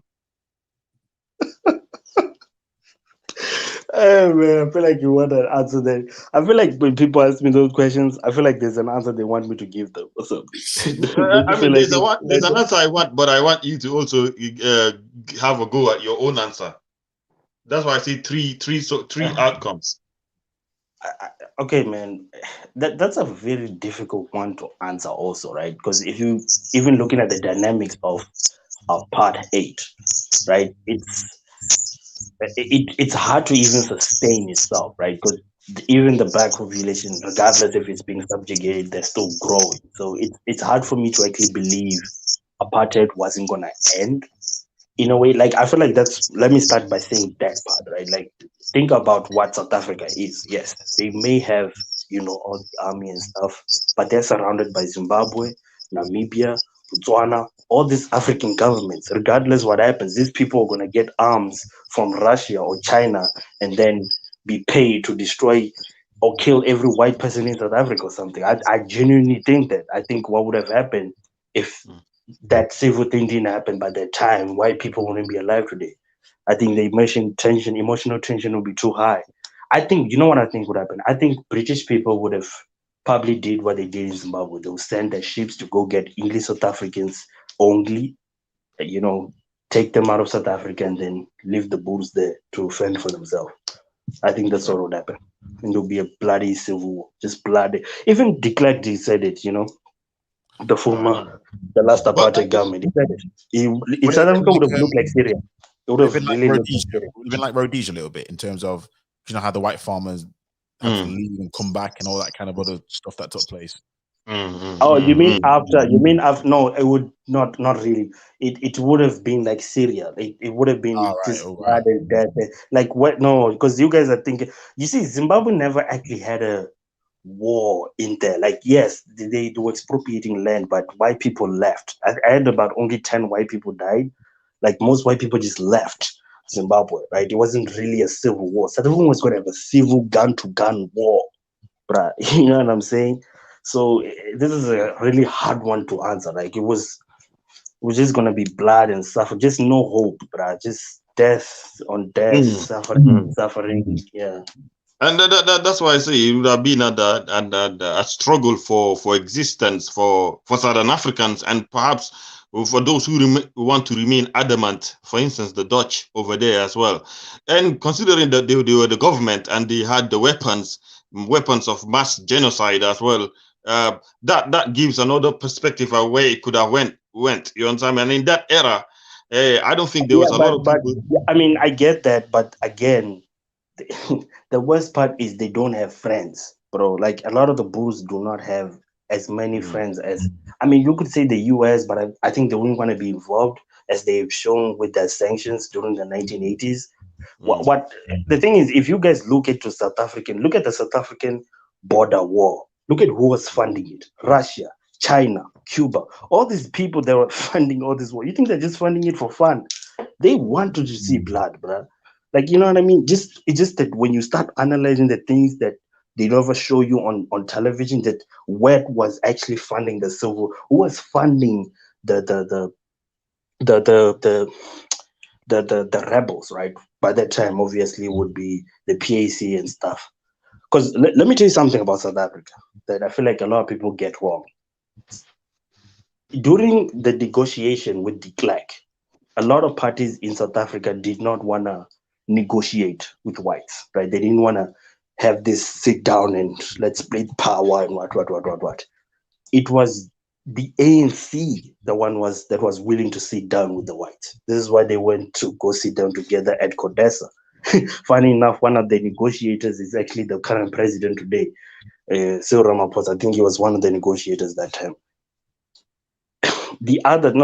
Think about this. The other parties, right, that obviously were actual war, because the ANC, I can't believe I'm going to say this, the ANC wasn't necessarily that much on the fighting end of ending apartheid, right? It wasn't really them that were that involved in ending, or at least having a fire. Like they were there, but they were not as big as, let me say, the other parties, right?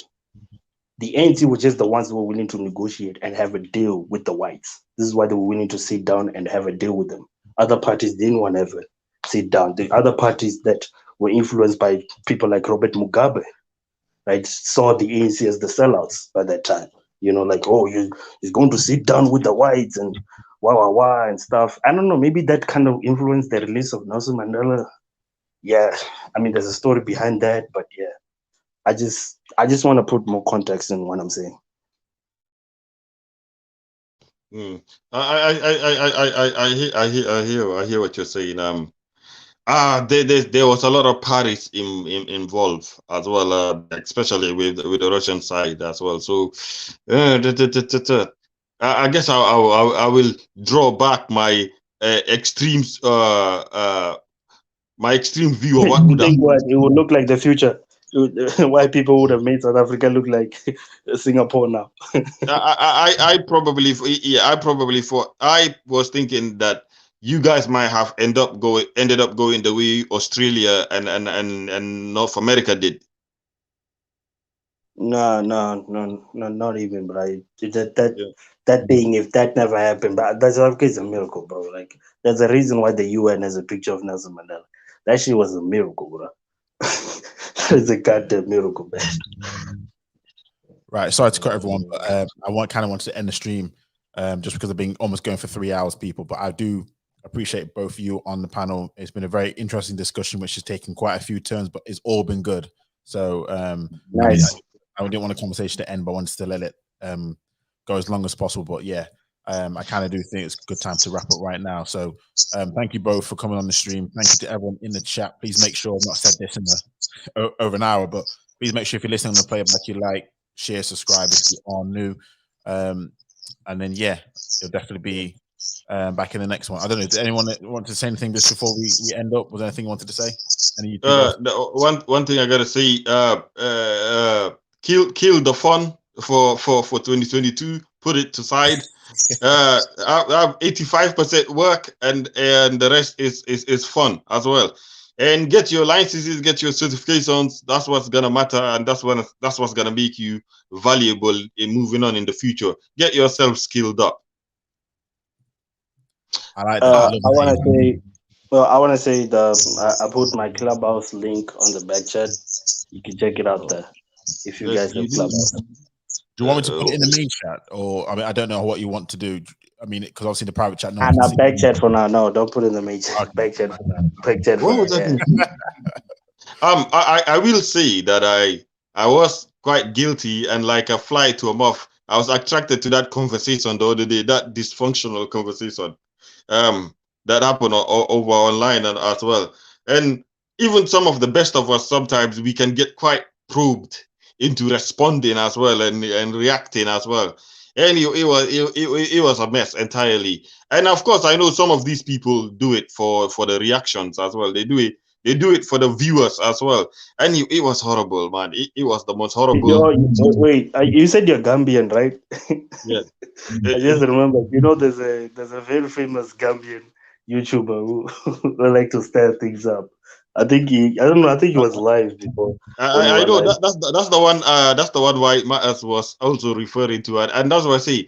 I was on the comment. I say this is just like attracting moths to a lamp as well. And it was horrible. It was horrible. I mean, I participated until somebody challenged us and said that they are supposed to be superior than Gambians. And I wanted that clarification. I say, how are you superior to Gambians? So it was a mess. Why mess? It was a mess, man. It was a mess. You don't want to. We don't want to. Which stream was this? Why, man? Can I throw some names? Yeah, go ahead. I mean, I've not thrown these names ahead, but yeah, go ahead. Afridamos channel. Okay. Have you heard of Afridamos? I think I may have, but I've not frequented the channel, so I don't know. But wait, you don't know Afrodivers? I'm sure I do, but I've not been on the channel, so yeah. That guy does the most controversial topics as well. Is there a resolution at the end? It's like, you know what? I put this and that and that. Now have a go at it, and it's just people just slatted, killing each other as well. And bro, did you watch the Somali versus the FBA one? Sorry, the Black American ones. God damn, it was horrible. It was horrible. People were calling each other fucking cotton pickers. People were calling each other terrorists and all that. Is just fucking slime. There's that guy, Dr. R. Shut the fuck up, you fucking slime. I think he's also from the UK. You fucking slime. Dr. R is funny. Dr. R is funny. But yeah, I don't know where does that lead to at the end. Where does that lead? What is the end goal of that? You know what I mean? But I mean, I guess you can say he gets all the frustrations and all the anger out, but it's really, really not constructive at all. You know what I mean? It's not constructive at all. And I only jumped in because I felt a bit pressed, and I wanted somebody to clarify, and which I got my answer as well, so which is fine as well. But it's just after all that screaming and yelling, you mean? Is that what you're saying? Oh, he was screaming and yelling. Why it matters? Your channel is not like that, man. There's battles out here. Yeah, man. I've tried to not participate that much as well, but yeah, you're gonna find yourself into situations as well. I mean, I tried to keep my channel out of that kind of stuff, but I'm telling you, in next 6 months' time, I'm gonna have to like reevaluate if that's the kind of angle that people want to get in there. I might have to. No. Nah, you don't want that, bro. You don't want that. That's just too much. Yeah. You don't want that. Hey. The thing is, the Somali topic, man. I never thought people had that much. Like, I'm like, why y'all even beefing over things you both agree on? Like, I think the topic was on if Somalis are black or not black. Like, fine, Yeah. if they don't consider themselves black, I don't think most people care. I don't think most Africans care. Why is this topic going on? And then Afro Dummies gets in. But if you look into 200, I think him calling them mixtures or something triggered them or something, and then man, I never thought people had this much. Like the thing is, it does is turn the truth. The white supremacist things that were being said there. I'm like, what are these white people speaking? You know, like speaking to each other. You fucking monkey. You fucking monkey slave. No wonder we sold you. What? I'm like, hey, what the hell? You know what I mean? Like, I'm like, damn, man. Like, people actually have this. You would think people actually have this vitriol against each other, and they don't even know each other. Like, these people are not even in the same country. You've never met. It was something else. Why, Maz? You don't want to do that. There's better topics out there to come that end in good resolution. There's other ways to build. You know, people get attracted and to sincere kind of discussions. Not just sincere, they get attracted to positive vibes as well. And it takes consistency sometimes to get there. I know you're a busy man as well. I don't expect you to be on YouTube all the time and all that. But we don't need any more of that kind of conversations. There's enough of it already. Yeah, no, trust me, I hear you. So no, I definitely will. Make sure I try and keep this cool. But no, it sounds crazy over there. But no, I hear you. But no, thanks, bro. Thanks for coming on. Thanks, KB. I don't know if you're still in the chat, but thanks, KB, for coming on. Thank you for everyone who's in the chat. Appreciate you for joining.